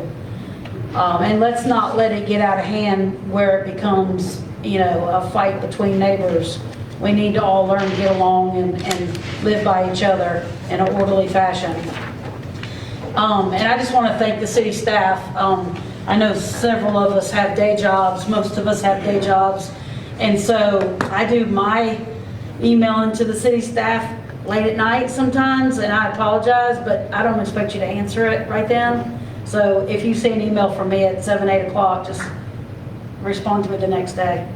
But I'm sorry for all the pothole emails that you got this week, but I want to make sure that my ward is pothole free until we can get some streets paved, which is the county. There's a list, the county does it, and the list has already been approved. So I don't have my chance to add something to the list until October. And so I am writing around my ward, I'm listening to people in my ward, but until then, I'm trying to get the potholes fixed so we're not tearing our cars up. But I thank the city for accommodating all of my emails this week. Appreciate it. Thank you, Councilwoman Jameson. Councilman Jackson? Don't have anything, I don't have anything. Okay. Councilman George? This was a long meeting. Yes. And there was a lot discussed, but as I looked around the room at our wonderful staff, they were ready and willing to respond professionally with a smile on their face, even though a lot of you have been here since 7 a.m., 7:30 this morning. You're working until later than 9 o'clock at night, and you've done this for years, and you're not paid overtime, and you do your job right. Scott, sometimes for some reason you get right through the coals over code enforcement, but you guys are doing your job according to the law and policies that are allowed to you to do your job, and that's what makes you a good department. I appreciate each of you, police department, fire department. I mean, we have the best here, and even on these hard days where it runs late, and you guys get back up and you're back at work at 7:30 in the morning with smiles on your faces to continue doing what you do, shows a lot, and I appreciate you. And that's all I have. Thank you, Councilman George. I echo what everybody up here has stated, and I'm just blessed. You know, we haven't, a great team here. We continue to work hard. We continue to get hard issues that face us and challenges, but we're here to work through the hard times, and we'll be here in the good times. Sometimes they're harder than others, and sometimes they're good, but the issue that residents are having in code enforcement, just as many complaints we're getting, then we get when we're trying to clean up, we get just as many and get torn down for trying to clean up. And there's a citizen in here tonight that is dedicated to their neighborhood, and they've repeatedly asked for code, and we try and we try. And there's properties on Highway 90, and we try. And then when we do it, poor Scott and his staff and the city manager, all the staff, all of us elected officials, then we're the bad guys. And then everybody wants to chastise us. So we're here, and we just got to do the best what we can do to try to accommodate and work with everybody, because we all want Gautier clean, and we do want our city to look beautiful, because we do want people to move here, and we do want people to invest here. All of our staff, I'm like them, we are on call. Ms. Yancey, myself as elected officials, the directors, we're on call almost 24 hours, 7 days a week. If somebody calls and don't get us, it's just because we're trying to take a little bit of time to rest and rejuvenate. And I just ask that you be patient with whichever person you might try to reach that you can't get, because we have to rejuvenate sometimes. I need to ask my fellow colleagues. The developer is here. My fellow colleagues were provided, they got a phone call from me this afternoon, the ones I could reach. Some I did not, but our city attorney, our city manager, they prepared a resolution to me to present to my colleagues. It's a resolution of the city of Gautier to support Legacy Park Gateway Center on Highway 57 and its application to the Gulf Coast Restoration Fund. We, the city, have an application also. Private investment can do that. A lot of the private investment asks for support with letters from the cities they're within, and some even ask for support from mayors in other cities to go with their application. It's a process through BP funding called the Gulf Coast Restoration Fund that's appropriated through legislation. So the developer is applying like we have other developments in Gautier applying. They've asked for a letter. Some's gotten a letter from myself, but this one they would like a resolution to attach to their application that is due at the end of the month. That's why we had to vote on it tonight, because it's our last meeting and the deadline. So it was a resolution that was prepared, and basically it's not tying the city to nothing. It's just us supporting their application, saying we approve and support their development. So you all have been provided it, and I just would like to ask if somebody would make a motion of the city of Gautier to support Legacy Park Gateway Center on Highway 57 with its application to the Gulf Coast Restoration Fund, also known as the GCRF Fund. So Got a motion by Councilwoman Jamison, a second by Councilman George. Any discussion? Start with Councilman Fuller, Councilman Minor. I mean, I just got this paper just an hour ago, and I don't know what it's for, and I still don't feel comfortable. Okay. You know what I mean? Okay. you had it 3 hours ago. Council, I've been looking at it. Councilwoman Jamison, No comments. Councilman Jackson, No comment. and Councilman George. No comment. And I understand where Councilman Minor is concerned with anything he's voting on. It's good as a leader to be, and I have accommodated and told him I would meet with him to bring him up to par on projects, and he has been busy working, but he knows I'm available when he's available to meet with him to update him on anything we will have to vote on. We So, need some updating on some stuff. okay, well, I asked you for your list, and I'm gonna update you, and we're gonna meet. So we got a motion by Councilwoman Jamison, a second by Councilman George. All in favor? Motion carries, and one abstention was Councilman Minor. And we thank the Adlockas are here, and the Tassans and all the rest that are here, and Mr. Scruggs, we thank y'all. Okay. That brings us to, next up is our city manager comments. Do you have any, Ms. Yancey? None, okay. And that brings us to our city clerk comments. She's not here, our deputy clerk. Ms. Cumbus is here. Do you have any comments? No, thank you. And that brings us to our city attorney comments. Mr. Danos, do you have any comments? Yes, sir. And of course, the motion to go into closed session to determine if the executive is appropriate. Okay. Do we? 9 o'clock, we're going home. To make a motion to extend it or no? I thought it was 9. Danos says, I've only remembered one time they did that since I've been there. okay, well, let's just do it to be safe. First of all, before we do that, do we have a motion to extend the board meeting past 9 o'clock p.m.? So moved. A motion by Councilman Jackson. Do we have a second? Second. Second by Councilman George. Any discussion?